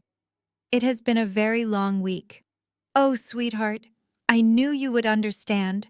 She cooed, her relief palpable through the phone. We are family. Blood is thicker than pride. That is why your father and I want to sit down with you today. Just the immediate family. No extended relatives, no shouting, just us. We want to have a peaceful compromise intervention to heal this rift before the rehearsal dinner on Friday. A compromise intervention. The phrasing was so meticulously crafted, it almost made me smile. They were not offering an apology. They were offering a transaction. Diane suggested a location. She picked an upscale, quiet coffee shop on the edge of the financial district. It was perfectly neutral territory. It was public enough to prevent me from causing a scene, but quiet enough to conduct their illicit business. They did not want to meet at their house because they knew I would not walk back into that trap. They definitely did not want to meet at my office after Bradley's humiliating encounter with my security team. I will be there, I told her. 2:00. Oh, thank you, Chelsea, she breathed, acting as though a massive weight had been lifted from her shoulders. We love you so much. We will see you soon. The line went dead. I set the phone down on my desk. The trap was officially set. They thought they were reeling me back in.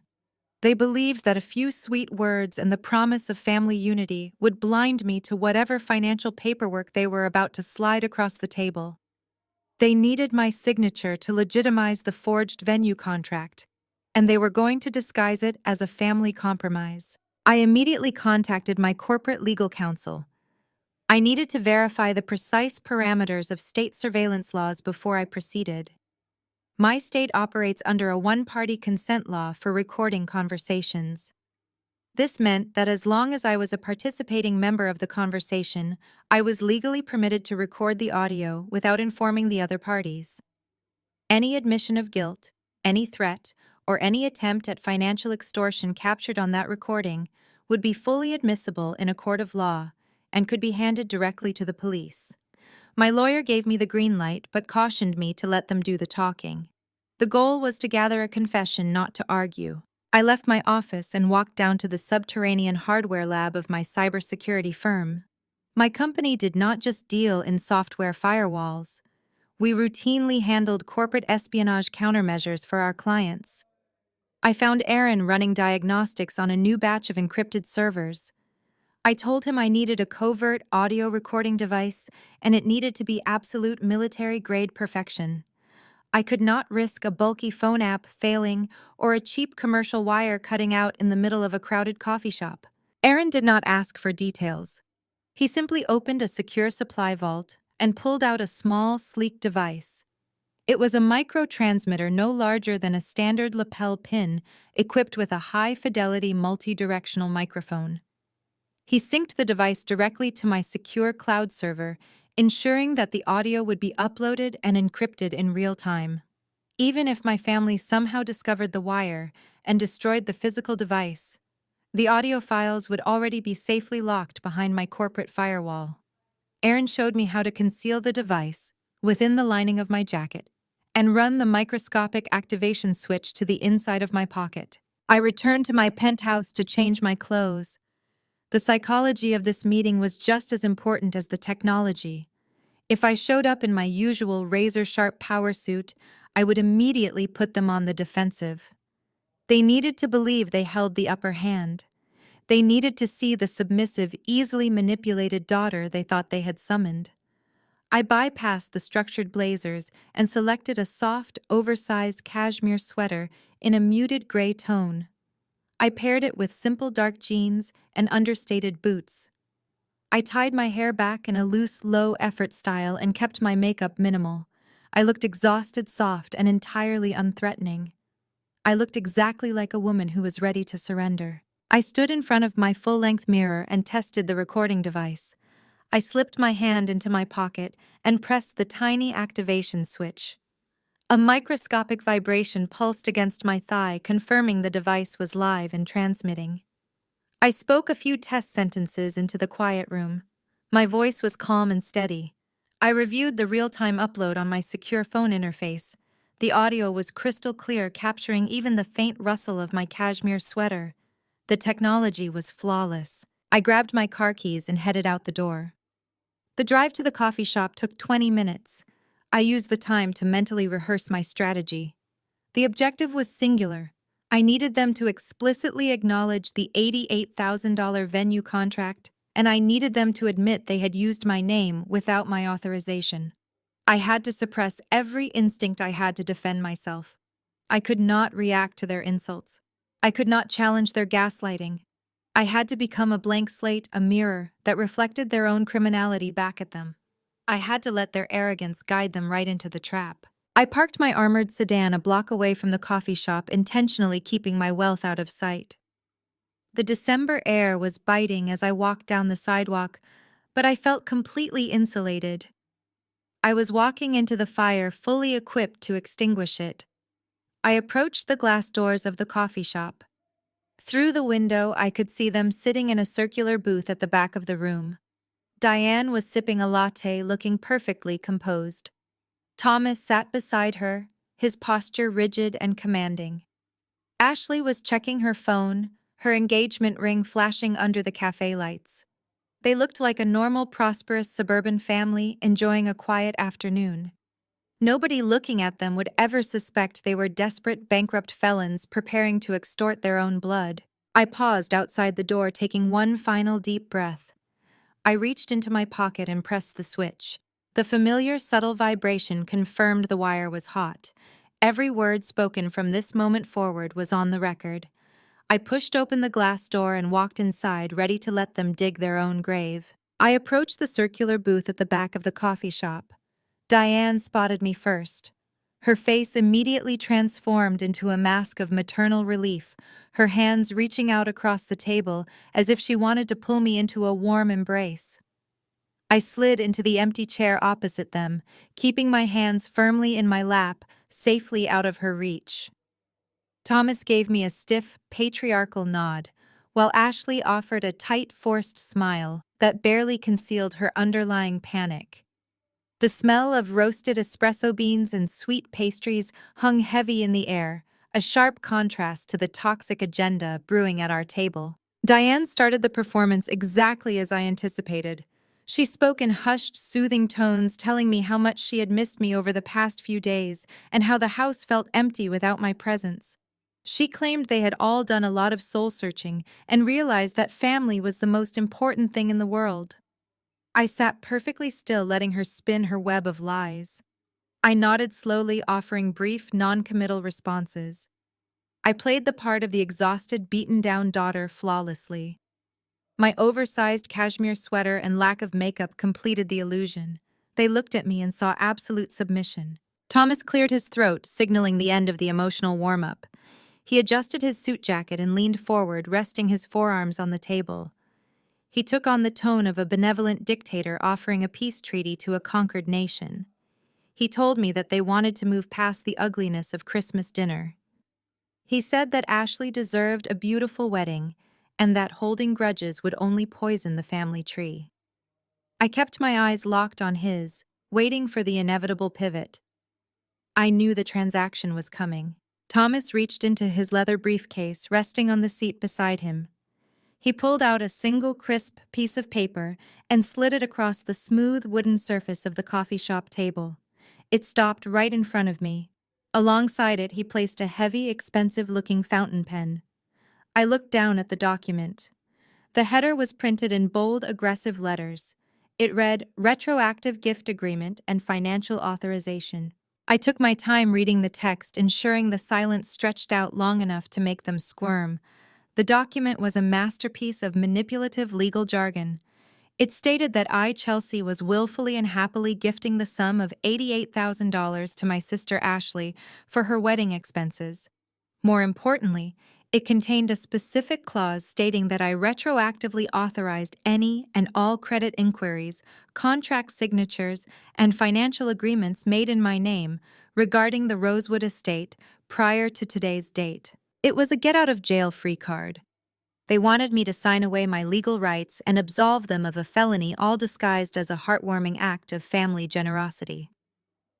I looked up from the paper. I let my face fall into an expression of deep, innocent confusion.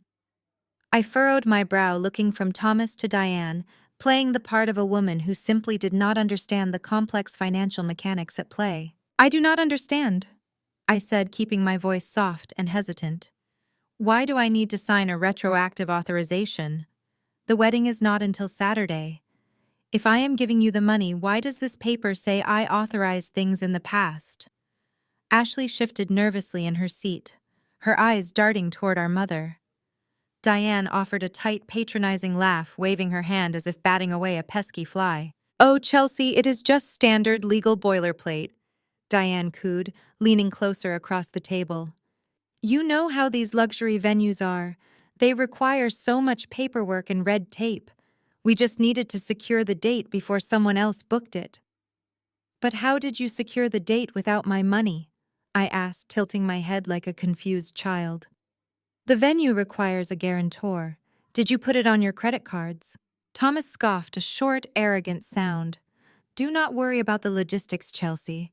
We handled the preliminary paperwork to hold the reservation. We just need you to sign this document so the venue can process the final payment from your accounts. It is a simple transfer of liability." I kept pushing, needing them to be explicit. I needed the recording to be utterly undeniable. "But how did they let you hold the reservation?" I asked, my voice trembling slightly, feigning anxiety. "I got an alert from my bank about a credit check." "Did you use my information?" Diane glanced around the coffee shop to ensure no one was listening, then lowered her voice to a conspiratorial whisper. She thought she was bringing me into the inner circle, sharing a harmless family secret. "We had to use your information, sweetheart," Diane admitted, her tone dripping with false justification. "The Rosewood estate has incredibly strict financial requirements. Your father and I have so much capital tied up in the business right now, they needed a liquid guarantor. I remembered your social security number from when I helped you with those college forms years ago. It was just a placeholder, Chelsea. A formality to lock in the date for your sister." I turned my attention to Ashley. She was watching me intently, desperate for me to pick up the pen. "Ashley did. You know they did this?" I asked, sounding betrayed. "Did you know they used my identity to book your venue?" Ashley rolled her eyes, shedding the sweet bride persona for a moment of genuine irritation. "Of course I knew, Chelsea. We all had to do what was necessary. You were being so stubborn about the money, and we could not risk losing the estate. It is my dream wedding. You have plenty of money to spare, so it is not a big deal. Just sign the paper so we can finalize the catering numbers." I looked back down at the fraudulent gift agreement. The wire hidden in my jacket pocket was capturing every single syllable. I had established that Diane memorized my social security number. I had established that Ashley was a knowing accomplice. Now I needed the final, undeniable admission of the forged signature. I picked up the heavy fountain pen, twirling it between my fingers. I did not move it toward the paper. I looked directly at my father. "The Rosewood estate requires a physically signed contract for the primary guarantor," I stated, dropping the confused daughter act, just enough to ask a precise factual question. "If you used my credit profile as a placeholder, who signed the physical contract they have on file?" Diane offered another dismissive, airy laugh, completely oblivious to the legal trap closing around her neck. "I signed it, darling," Diane confessed with breathtaking casualness. "I just wrote your name at the bottom of the form. My handwriting is very similar to yours anyway. No one even questioned it. It was just to get the paperwork through their system.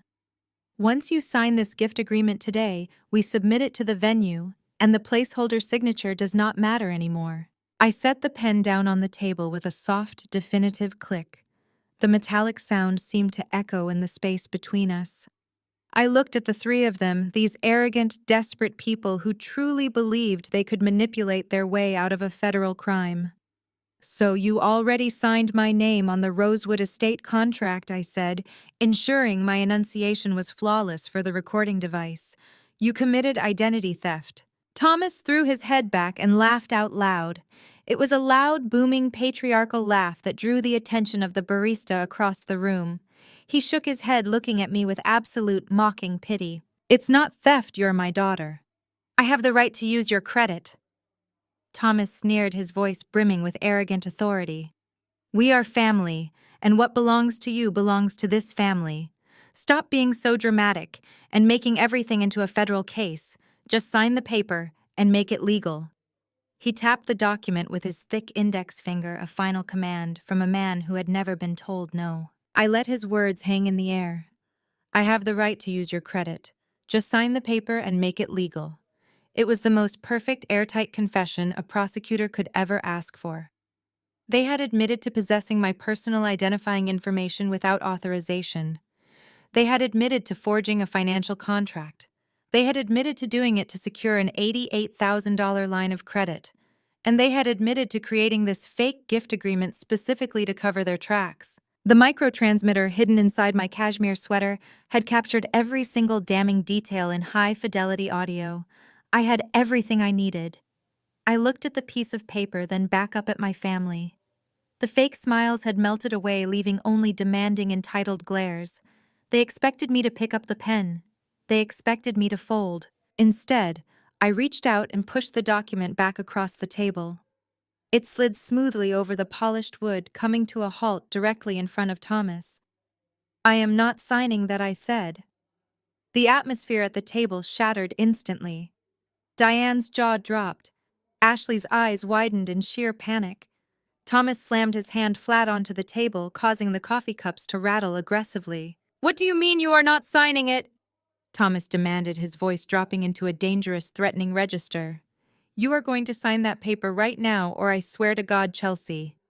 Or you will do what I asked, my voice completely devoid of fear. Call my clients again. Leave more voicemails. Go ahead. It does not change the fact that I am not signing away $88,000 to cover up your felony. Diane reached across the table, her manicured nails digging into the wood. You have to sign it, she hissed, her voice trembling with rising hysteria. The venue needs it. If you do not sign it, they will cancel the wedding. They will ruin everything. I stood up from the booth, looking down at the three of them. They were no longer intimidating. They just looked small, pathetic, and terrified. I smoothed down my sweater, feeling the comforting, subtle pulse of the recording device against my side. I owe you nothing, I said, echoing the exact words I had spoken at Christmas dinner. But this time they understood that I was holding a weapon they could not see. I looked at Ashley, whose face had gone completely ashen. I will see you at the rehearsal dinner. I turned and walked toward the exit of the coffee shop, leaving them trapped in the booth with their unsigned paper and their impending doom. I did not rush. I walked out into the cold afternoon air, pulled my phone from my pocket, and securely ended the recording. The audio file immediately locked into my encrypted cloud server. The evidence was fully secured. I sat in the driver's seat of my armored sedan, the engine idling quietly as the heater warmed my frozen hands. The adrenaline from the coffee shop confrontation was slowly morphing into a cold, calculated efficiency. I pulled up the encrypted cloud application on my dashboard monitor and verified the audio file. It was flawless. 32 minutes of absolute, legally binding self-incrimination were securely locked behind military-grade encryption. As I shifted the car into drive, my secure phone screen lit up with a barrage of new notifications. I had unmuted the family group chat just to monitor their immediate fallout. I expected panic. I expected them to be frantically discussing how to flee the state or cancel the caterers now that their extortion attempt had failed. Instead, the sheer staggering magnitude of their delusion was displayed in real time. Thomas sent the first message to the 26 extended relatives in the chat. The eagle has landed, he typed, adding a champagne toast emoji. Chelsea and I just had a very productive, very necessary father-to-daughter talk. She finally saw reason and agreed to do the right thing for her sister. Diane followed up seconds later. We are so proud of our girls. Chelsea apologized for her little tantrum at Christmas and promised she will be at the rehearsal dinner to celebrate properly. The venue is fully secured. Get your dancing shoes ready, everyone. I stared at the screen, my foot hovering over the brake pedal. They had completely, fundamentally misinterpreted my parting words. When I looked them dead in the eye and said I would see them at the rehearsal dinner, they did not hear a threat. They heard capitulation. In their twisted, narcissistic reality, my refusal to sign their fraudulent gift agreement was just a temporary display of stubbornness. They assumed that because I promised to attend the dinner, I had implicitly agreed to authorize the credit line behind the scenes. They were so desperate for the $88,000 that they had collectively hallucinated a victory. Ashley chimed in next, posting a picture of her massive, gaudy engagement ring resting on top of a glossy bridal magazine. "Best sister ever," she wrote. "I knew she could not ruin my dream day. I am getting my white orchids." It was a masterclass in cognitive dissonance. They were actively lying to the extended family to maintain the illusion of control while simultaneously lying to themselves. They were celebrating a financial rescue that was never going to happen. I put the car in gear and pulled smoothly away from the curb. Let them celebrate, I thought. Let them buy their expensive dresses and brag to their friends. The higher the pedestal they built for themselves, the more catastrophic the impact would be when I knocked it out from under them. I did not drive back to my penthouse or my corporate office. I routed my GPS directly to the downtown precinct of the city police department, specifically targeting the financial crimes and fraud division. Handling a corporate data breach requires swift, decisive action, and I applied the exact same protocol to my stolen identity. The precinct was a stark utilitarian building of gray concrete and fluorescent lights. I walked past the busy reception desk and presented my credentials requesting an immediate meeting with a detective specializing in white-collar crime. Given the monetary value of the fraud and my status as a corporate executive, I was quickly escorted into a private interview room. Detective Ramirez was a sharp, no-nonsense veteran who looked like she had spent the last 2 decades dismantling embezzlement rings. She sat across from me with a notepad expecting a routine report of a stolen credit card or a compromised bank account. I did not give her a routine report. I handed her a meticulously organized, digitally encrypted dossier. I laid the physical printed copy of the forged Rosewood Estate contract on the metal table between us. Then I placed a secure USB drive containing the intercepted network traffic, the timeline of the unauthorized credit inquiries, and the pristine 32-minute audio recording from the coffee shop. "Detective," I said, keeping my voice entirely professional. 2 days before Christmas, my parents Diane and Thomas, alongside my sister Ashley, utilized my stolen Social Security number to apply for an $88,000 commercial line of credit. They forged my signature on this venue contract to secure a luxury property. When the financing company required final authorization, they attempted to extort me into signing a retroactive gift agreement to launder their crime. Ramirez raised an eyebrow, clearly accustomed to family disputes, but surprised by the clinical precision of my presentation. She plugged the USB drive into her secure terminal and accessed the audio file. I directed her to the exact timestamp where the confession occurred. The tiny interview room filled with the unmistakable sound of my father's booming, arrogant voice. "It is not theft, you are my daughter. I have the right to use your credit. I signed it, darling. I just wrote your name at the bottom of the form." Detective Ramirez paused the audio. The skepticism completely vanished from her face, replaced by the sharp, focused intensity of a predator catching a scent. In financial crimes, proving intent and identifying the forged signature are notoriously difficult hurdles. I had just handed her a platinum-plated recorded confession wrapped in a neat, undeniable package. "This is textbook felony identity theft and wire fraud," Ramirez stated, her eyes scanning the forged contract. "The fact that they transmitted this across commercial financing lines elevates the severity significantly. We are looking at multiple state and potentially federal charges given the monetary threshold. Do you wish to press full charges?" I looked her dead in the eye. "I want them prosecuted to the absolute maximum extent of the law." Ramirez nodded, a faint smile touching the corners of her mouth. She appreciated a victim who did not waver. "I am going to fast-track this to the district attorney's office for immediate warrant processing," she said. "Because they are not considered flight risks, we typically execute warrants of this nature at their primary residence." I leaned forward, resting my hands on the metal table. "Actually, Detective, I have a logistical suggestion regarding the execution of those warrants." They are hosting a highly publicized rehearsal dinner this Friday evening at an upscale downtown restaurant. The entire family and their prospective in-laws will be in attendance. It would be the most efficient location to locate all three suspects simultaneously. Ramirez looked at me, a silent understanding passing between us. The police did not care about family drama, but they did appreciate operational efficiency. I will make a note for the arresting officers regarding their scheduled location on Friday evening, she replied smoothly. Leaving the precinct, I felt an incredible sense of momentum. The criminal trap was officially armed and in the hands of the authorities. Now it was time to finalize the civil and corporate destruction. I drove straight to the towering glass skyscraper that housed my legal team. My lead corporate attorney David was waiting for me in his corner office. David was a legal shark, a man who specialized in crushing hostile corporate takeovers and dismantling malicious entities. He had already reviewed the defamation intercepts and the initial fraud report I had sent him. I sat down across from his massive desk and updated him on the coffee shop confession and the police involvement. The criminal warrants are being processed, I told him. I need the civil side locked down tight. David handed me a thick, bound folder. Everything is primed and ready for your authorization, he said. First, we have the formal cease and desist orders regarding the defamation campaign against your business. We have drafted civil litigation lawsuits for tortious interference and emotional distress seeking maximum punitive damages. This will effectively liquidate whatever remaining assets Thomas and Diane possess. I nodded, reviewing the documents. And the Rosewood estate. David flipped to the second section of the folder.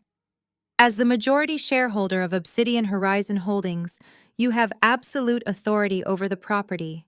Because the contract was executed using a forged signature, it is legally void. It never existed. The venue management has officially canceled the booking in their internal systems. The property will be locked, gated, and secured by your private security contractors starting Thursday at midnight. Even if they somehow avoid arrest on Friday, they will arrive at a fortress on Saturday morning. It was flawless. Every single exit was sealed.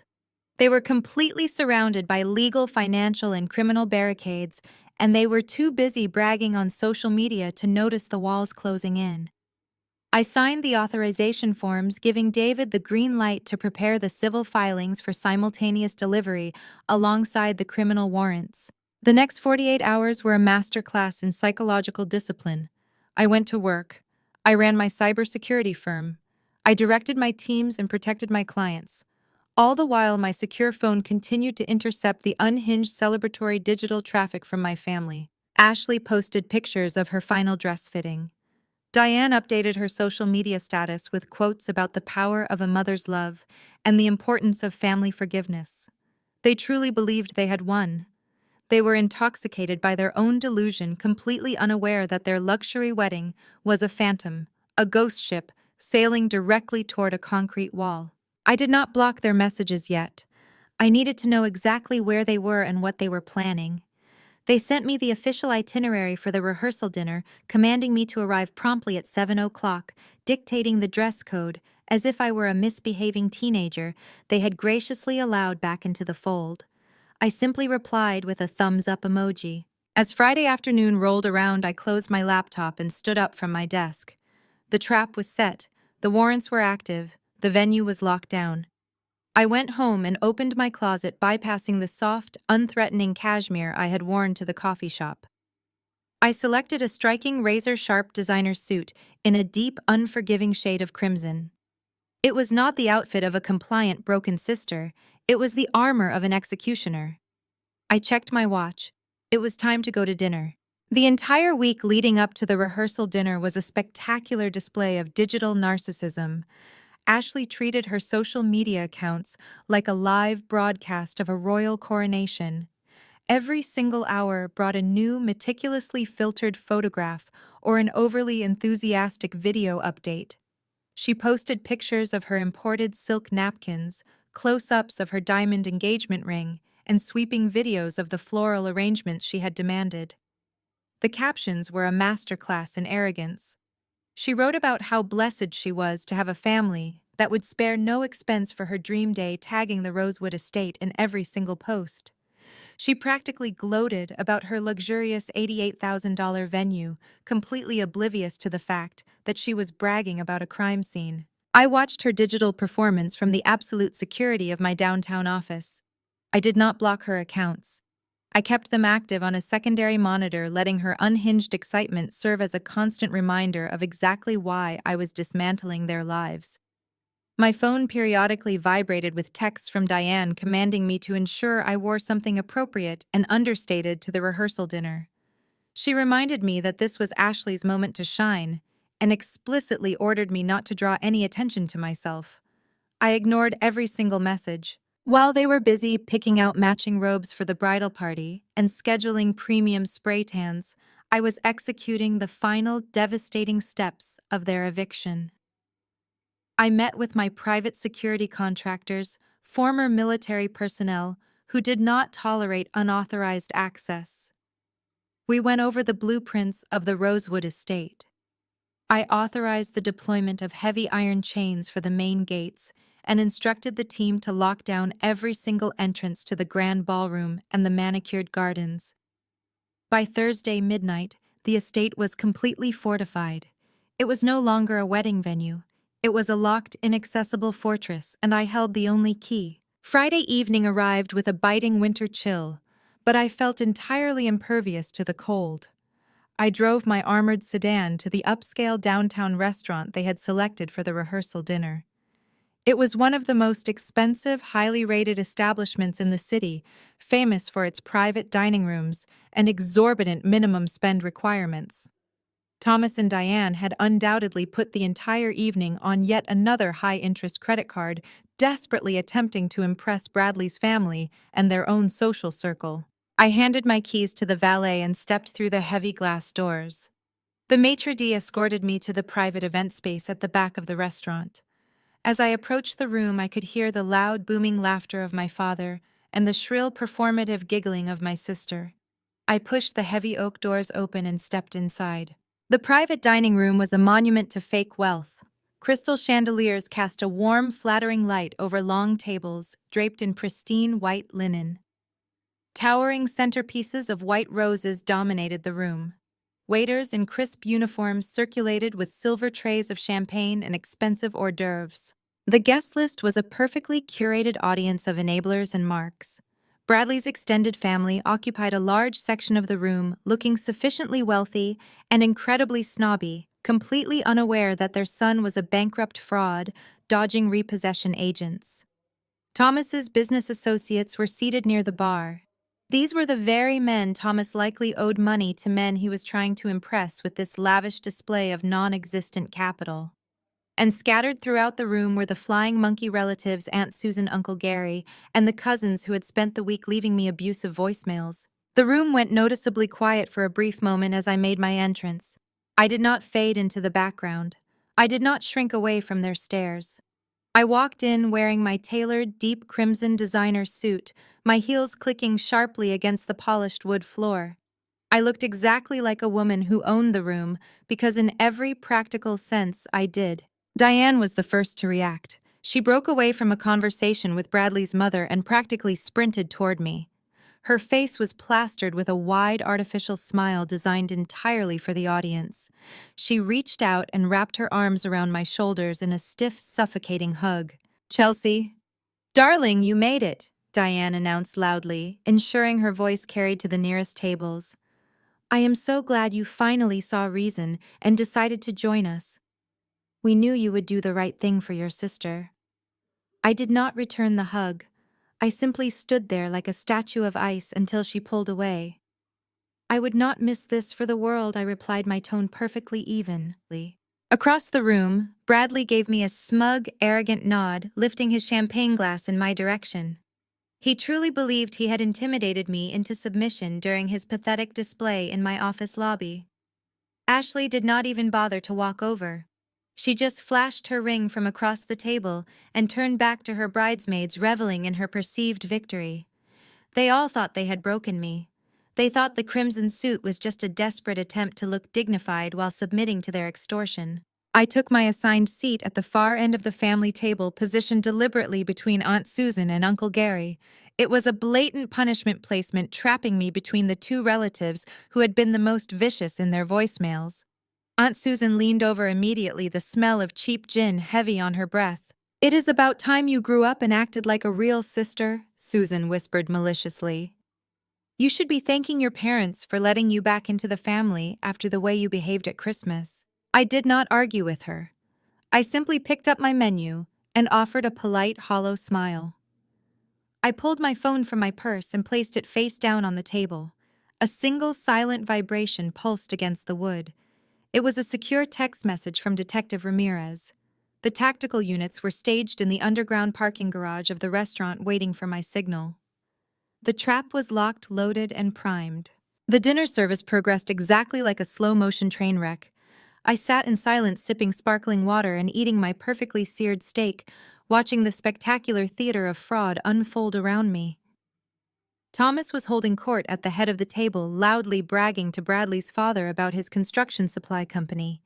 He was boasting about massive commercial developments and record-breaking quarterly profits, weaving a fictional narrative of immense success, while his business was literally days away from involuntary bankruptcy. Bradley was playing his part flawlessly as well. He was regaling my gullible cousins with fabricated stories about his Silicon Valley connections and the supposedly massive venture capital funding he had just secured for his non-existent technology startup. It was a room entirely populated by liars, aggressively scamming each other, bound together by the stolen credit of the one woman they were actively mocking. As the dessert plates were cleared and the waiters poured fresh champagne, the ambient noise in the room began to settle. Diane stood up from her seat next to Thomas. She picked up a silver spoon and tapped it gently against the side of her crystal flute. The sharp, ringing sound mirrored the exact action she had taken at Christmas dinner. The room fell completely silent. Guests turned their chairs toward the head of the table, raising their glasses in anticipation. Diane smoothed the front of her expensive dress, her face glowing with absolute unchecked narcissism. She looked out over the crowd of business associates, in-laws, and compliant relatives, soaking in their undivided attention. "Thank you all for being here tonight to celebrate the union of two incredibly special people," Diane began, her voice projecting with practiced theatrical warmth. "When I look at Ashley and Bradley, I do not just see a beautiful couple. I see the absolute future of this family. They represent everything Thomas and I have worked so hard to build. They are ambitious, they are successful, and most importantly, they understand the true meaning of family loyalty." Bradley's parents beamed with pride. Ashley leaned her head against Bradley's shoulder, batting her eyelashes for the designated photographer capturing the moment. "We all know that planning a wedding of this magnitude can be stressful," Diane continued, placing a dramatic hand over her heart.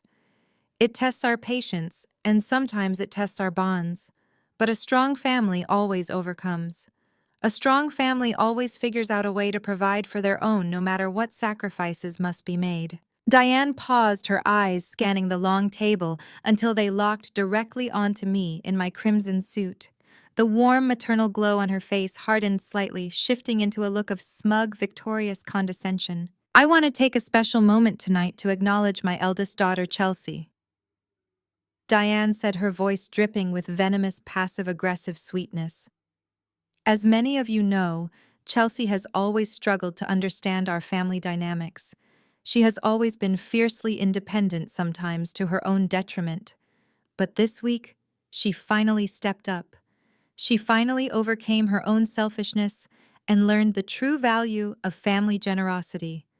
She realized that contributing to her sister's happiness is far more important than her own stubborn pride." Aunt Susan nudged me hard in the ribs, offering a nasty, self-satisfied smirk. Uncle Gary raised his glass in my direction, a silent command to accept my public humiliation. Several other relatives nodded approvingly, murmuring their agreement. They were all looking at me, expecting me to lower my head and accept my place as the conquered, obedient bank account. "To Ashley and Bradley," Diane announced, raising her glass high above her head, "and to the power of a family that never takes no for an answer." The entire room erupted in applause. Glasses clinked together. Cheers echoed off the private dining room walls. Bradley kissed Ashley and Thomas wrapped his arm proudly around Diane's waist. They were standing at the absolute pinnacle of their fabricated empire, basking in the applause they had secured through felony identity theft. I did not clap. I did not raise my glass. I waited until the applause began to die down, until the room settled into a quiet, comfortable hum of satisfaction. I picked up my phone, pressed a single button to signal Detective Ramirez, and placed it back on the table. Then I stood up. The scrape of my chair against the floor was loud enough to draw the attention of the immediate table. I picked up my own crystal glass of sparkling water. I did not look at the floor. I looked directly at Diane, holding her gaze with a predator's absolute focus. The room grew eerily quiet again, guests turning their heads expecting me to deliver a tearful, compliant apology. I have a toast of my own to make, I said, my voice echoing clearly across the silent room. My mother speaks beautifully about the future of this family. I began, my voice projecting with the practiced, unwavering authority of a corporate executive addressing a hostile boardroom. I did not raise my glass in celebration. I held it like a gavel. She speaks of ambition, success, and the profound sacrifices required to maintain our family's pristine social image. She wants you all to believe that we are gathered here tonight to celebrate the merging of two incredibly prosperous, wealthy dynasties. But the truth is far more interesting than the fiction you have been fed this evening. Diane's artificial smile instantly vanished, replaced by a look of sheer, unadulterated panic. She took a step toward me, her hand reaching out to grab my arm. "Chelsea, that is enough. Sit down right now. You are drunk," Diane hissed desperately, trying to salvage her performance. I stepped out of her reach, moving smoothly away from the table to stand in the center of the private dining room. I had the floor, and I was not going to relinquish it until nothing was left standing. "I am perfectly sober," I said, ensuring my voice carried to the business associates seated near the bar. "In fact, I have never seen this family more clearly. Let us talk about Thomas's construction supply company, the supposed financial engine funding this extravagant lifestyle. Tonight he has been boasting about record-breaking quarterly profits and massive commercial developments." I turned my gaze directly toward the table of my father's business associates, the men he owed money to. It is a fascinating narrative considering his warehouse inventory has massive, insurmountable liens against it. He has not paid his primary wholesale suppliers in over 4 months. There are currently 3 active lawsuits pending in civil court from independent trucking contractors suing him for unpaid freight invoices. He is surviving on high-interest, short-term commercial loans, and his business is mere weeks away from involuntary bankruptcy. The private dining room erupted into chaotic, overlapping whispers. The business associates set their drinks down, their expressions shifting from polite interest to furious realization. Thomas's face drained of all color, turning a sickly ashen gray. He grabbed the edge of the table, his knuckles turning white as he opened his mouth to deny the accusations, but no sound came out. The illusion of his wealth had been completely shattered in front of the very people he was trying to impress. "You are lying!" Ashley screamed from her seat, her voice pitching into a hysterical octave as she clung to Bradley's arm. "You are just jealous of us. Bradley, tell her to shut up."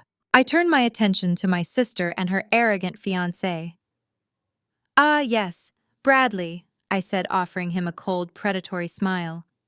"The visionary technology entrepreneur. The man who strutted into my office lobby this week to threaten my business and brag about his massive venture capital funding. Let us illuminate his financial reality for his parents." Bradley's mother and father, seated at the adjacent table, looked up at me with wide, horrified eyes. "Bradley does not have a technology startup," I announced, projecting my voice so every single relative could hear the absolute truth. His limited liability company generated 0 revenue and was officially dissolved by the state 6 months ago for failure to file basic annual reports. He is completely unemployed. He is funding his designer suits and his arrogant attitude through catastrophic personal debt. He has maxed out 6 different high-limit credit cards, has multiple accounts in active default, and is currently dodging a repossession agency trying to tow his leased luxury vehicle. His net worth is severely negative. Bradley's mother gasped, pressing a hand to her mouth. His father turned to him, his face purple with rage, demanding to know if this was true. Bradley shrank back in his chair, completely emasculated, unable to formulate a single word of defense. He had targeted Ashley because he thought she was wealthy, and my parents had clung to Bradley because they thought he was wealthy. They were two broke, desperate frauds, aggressively trying to scam each other, and I had just ripped the mask off both of them simultaneously. "Chelsea, I am warning you," Thomas bellowed, finally finding his voice as he stepped toward me, his fists clenched at his sides. "Get out of this restaurant immediately. You are ruining your sister's wedding." "I am not ruining anything, Thomas. You did that all on your own," I replied. I reached into my designer handbag and pulled out the thick red legal folder. I held it up for the entire room to see, then dropped it flat onto the center of the dining table. The heavy thud of the documents hitting the wood silenced the entire room once more. When they realized they were both completely bankrupt, I explained to the captivated audience. Thomas and Diane panicked. They had committed to an $88,000 luxury wedding venue they could not afford, so they decided to find a ghost sponsor. 2 days before Christmas, my parents used my Social Security number to apply for a massive commercial line of credit. Aunt Susan let out a sharp, genuine gasp of horror. The flying monkey relatives who had spent the week leaving me abusive voicemails demanding I apologize suddenly realized they had been weaponized to cover up a federal crime. I looked directly at my mother, whose eyes were wide with absolute primal terror. She knew exactly what was in that folder. "You forged my signature to steal $88,000 for a venue," I said, delivering the words with devastating absolute precision. "But you forgot to check who bought the Rosewood estate last month. I own it, and your wedding is officially canceled." The silence that followed was absolute. It was a vacuum devoid of oxygen as the sheer magnitude of my revelation crashed over the room. I was not just refusing to pay, I was the landlord. I held the keys to the kingdom they had tried to steal. Ashley let out a guttural, ear-piercing scream. It was not her usual theatrical sobbing. It was a sound of pure, unadulterated devastation. She knocked her chair backward, clutching her head as her entire fabricated dream world collapsed around her. "No, no, no, no! You cannot do this! It is my wedding! You cannot cancel my wedding!" Diane lunged toward the table, her hands scrambling to grab the red folder, desperate to destroy the evidence. "This is a lie. She is insane. She is making all of this up to destroy us." Diane shrieked, her voice cracking with hysteria. "She is not making anything up," a strong, commanding voice echoed from the heavy oak doors at the back of the private dining room. Everyone turned. Detective Ramirez stood in the doorway, flanked by 4 uniformed police officers. They stepped into the opulent, flower-filled room, their presence an immediate, sobering dose of reality. The flashing lights of the police cruisers parked in the alleyway outside reflected faintly against the restaurant's glass windows. "Thomas and Diane!" Detective Ramirez announced, her voice carrying the absolute authority of the law. "We have warrants for your arrest regarding felony identity theft and commercial wire fraud." The room descended into absolute chaos. Thomas raised his hands, stepping backward and stammering that there had been a massive misunderstanding, that this was simply a private family financial matter that had been blown out of proportion. Diane collapsed against the dining table, sobbing hysterically and screaming my name, begging me to tell the officers it was all a joke. The police officers did not hesitate. They moved swiftly and professionally, bypassing the towering centerpieces of white roses to reach my parents. 2 officers secured Thomas, pulling his arms behind his back and snapping cold steel handcuffs onto his wrists. The metallic click was the most satisfying sound I had ever heard in my life. Another officer gently but firmly restrained Diane, reading her the Miranda rights as she thrashed and wailed against the grip. "You are a monster!" Diane screamed at me as the officers began to march her toward the exit, tears streaming down her face, her carefully styled hair falling in disarray. "I am your mother. How could you do this to your own mother?" "You stopped being my mother the moment you stole my identity," I replied coldly, watching them parade her past the stunned audience of their peers. Ashley was on the floor, weeping uncontrollably into the hem of her expensive rehearsal dinner dress. She reached out for Bradley, demanding that he do something, that he use his money to fix the venue to stop the police to save their perfect weekend. Bradley did not reach back. He was too busy dealing with his own spectacular fallout. His father, red-faced and trembling with furious indignation, marched over to Bradley and grabbed him by the collar of his cheap suit. "You lied to us," his father roared, slapping Bradley's hand away when he tried to defend himself. "You told us you sold your company. You told us this family was wealthy. You are a pathetic, broke embarrassment." Bradley's mother grabbed her designer purse, her face twisted in absolute disgust. She looked at Ashley weeping on the floor, then at the police escorting my parents through the restaurant lobby. "We are leaving," she declared, her voice dripping with aristocratic disdain. "We will not be associated with a family of common criminals and frauds." Bradley's entire extended family stood up in unison. They grabbed their coats and marched out of the private dining room without a single backward glance, completely abandoning Ashley and Bradley in the wreckage of their own deception. Thomas's business associates followed immediately after, whispering furiously into their cell phones, undoubtedly calling their lawyers to begin the process of freezing Thomas's commercial accounts and seizing his remaining assets. Within minutes, the opulent dining room was practically empty. The flying monkey aunts and uncles slipped out the side doors, too ashamed and terrified to even look me in the eye. They had spent the entire week harassing the victim of a felony, and they knew I had the digital receipts to prove it. I stood in the center of the room, completely untouched by the carnage. I smoothed the lapels of my crimson suit, feeling a profound, absolute sense of peace. The heavy, suffocating weight of my toxic family had been completely lifted. They had built a massive, fragile house of cards, and I had just driven a bulldozer straight through the foundation. I picked up my phone from the table, turned on my heel, and walked out of the restaurant, leaving my sister crying alone on the floor and my parents sitting in the back of a police cruiser. I stepped out into the freezing winter air, took a deep breath, and prepared to go home to the quiet, secure life I had built for myself. I drove back to my penthouse in total unbroken silence. The city lights blurred past the reinforced glass of my sedan, but for the first time in my life, the world outside felt entirely irrelevant. The overwhelming noise that had plagued my existence, the constant suffocating hum of my family's expectations, their manufactured crises and their relentless demands was completely gone. I parked in my secure underground garage, took the private elevator up to the top floor, and stepped into the absolute sanctuary of my home. I poured myself a glass of cold, sparkling water and walked over to the kitchen island.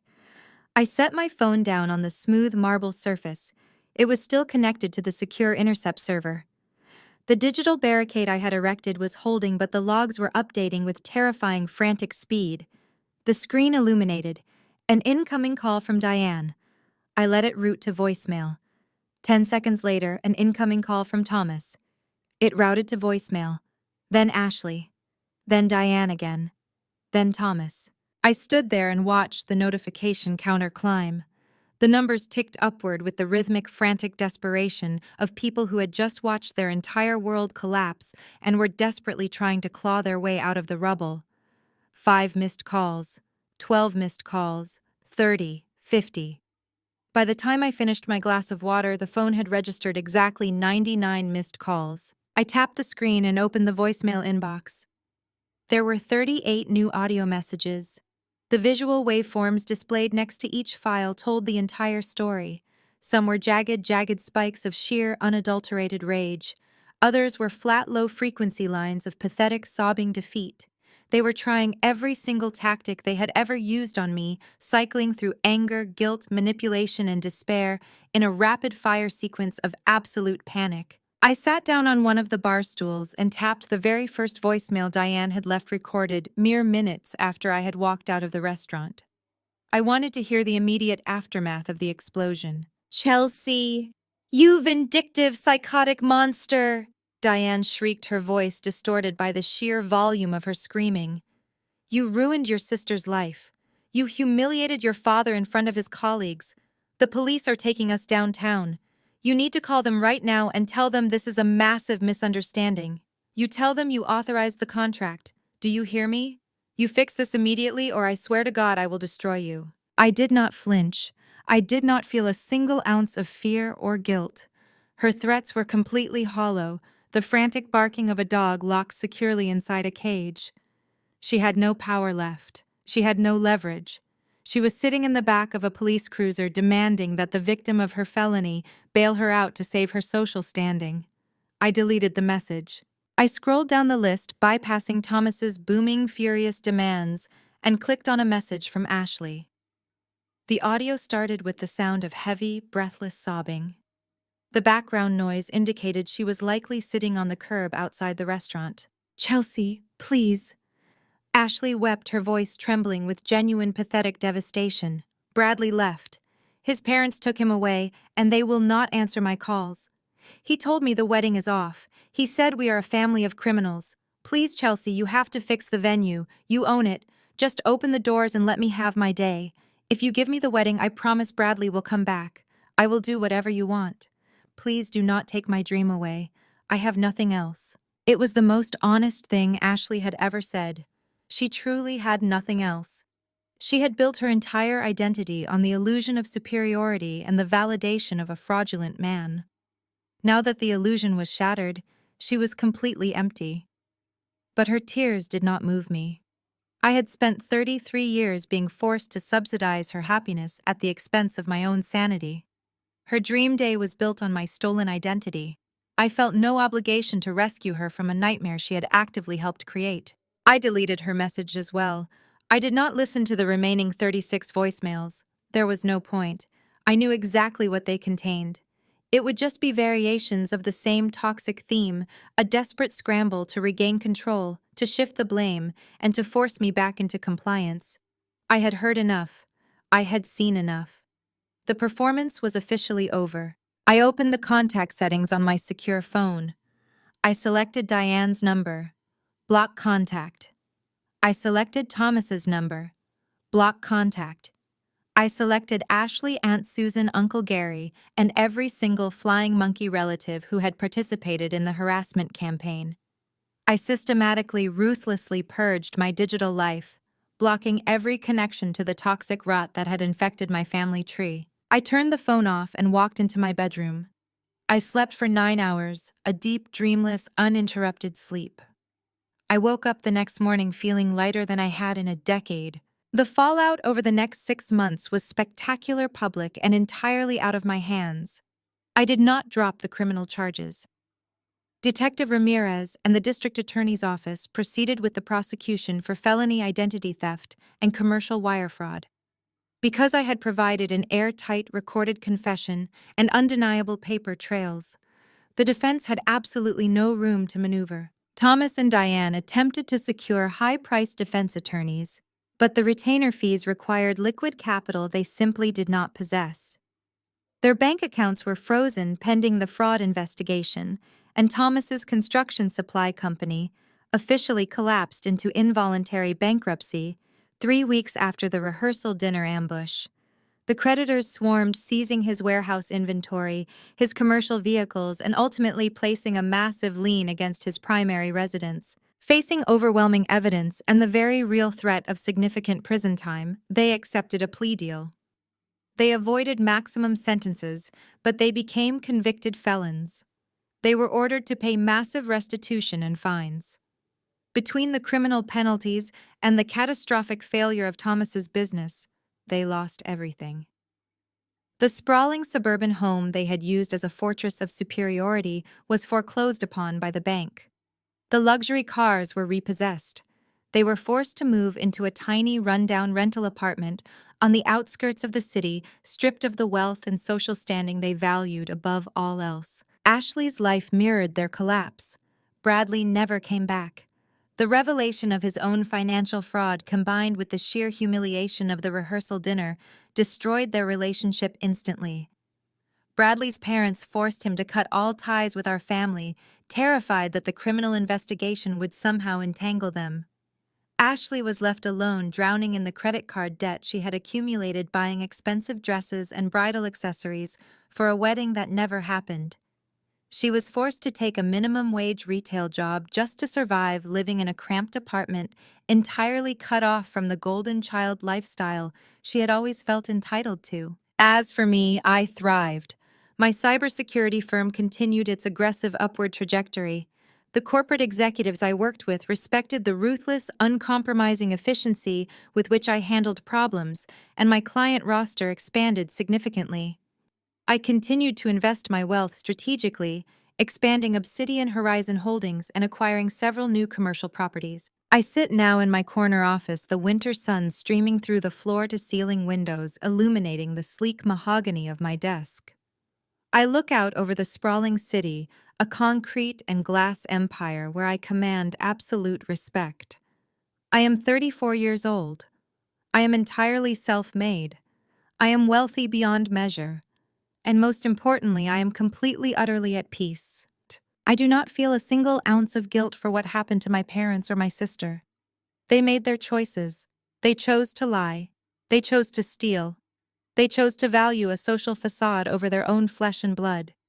They believed that because we shared genetics, I was obligated to absorb their abuse and finance their delusions. They believed that family loyalty was a one-way street, a toll road where I paid the fare and they enjoyed the ride. They learned the hard way that loyalty must be earned and respect must be mutual. They tried to set a trap for a compliant, desperate daughter, and they accidentally caught a predator who dismantled their entire existence. Cutting them out was not an act of revenge. It was an act of profound, radical self-preservation. It was the absolute best investment I have ever made. I excised the toxic rot from my life, and in doing so, I created the space to build an empire. The silence they left behind is not empty. It is filled with the steady, powerful hum of my own success. Looking back at the ashes of my family's fabricated empire, the greatest lesson I learned was not about legal strategy or financial leverage. It was about the true cost of conditional love. For 33 years, I believed that if I just stayed quiet, worked hard, and demanded nothing, I would eventually earn their respect. I was wrong. My silence was not keeping the peace. It was subsidizing their disrespect. Society conditions us to believe that blood ties are sacred and that we must endure manipulation simply because people are family. But genetics do not grant anyone a free pass to commit fraud, exploit your vulnerabilities, or treat you as a disposable bank account. I learned that true security does not come from seeking validation from people who view you as a resource. It comes from radical, uncompromising self-preservation. When you stop trying to negotiate with toxicity and simply remove their access to your life, their power over you completely evaporates. Walking away from my parents and sister was not an act of vengeance. It was the ultimate act of self-respect. I had to accept becoming the villain in their delusional narrative so I could finally be the author of my own reality. I traded a lifetime of emotional extortion for absolute peace, and it was the most profitable investment I have ever made. If you are sitting at a table where your worth is only measured by what can be extracted from you, it is time to push back your chair and walk out the door. Have you ever had to enforce brutal boundaries to protect your peace from toxic family members? Share your survival stories in the comments below, and please hit the like button and subscribe for more stories about reclaiming your independence.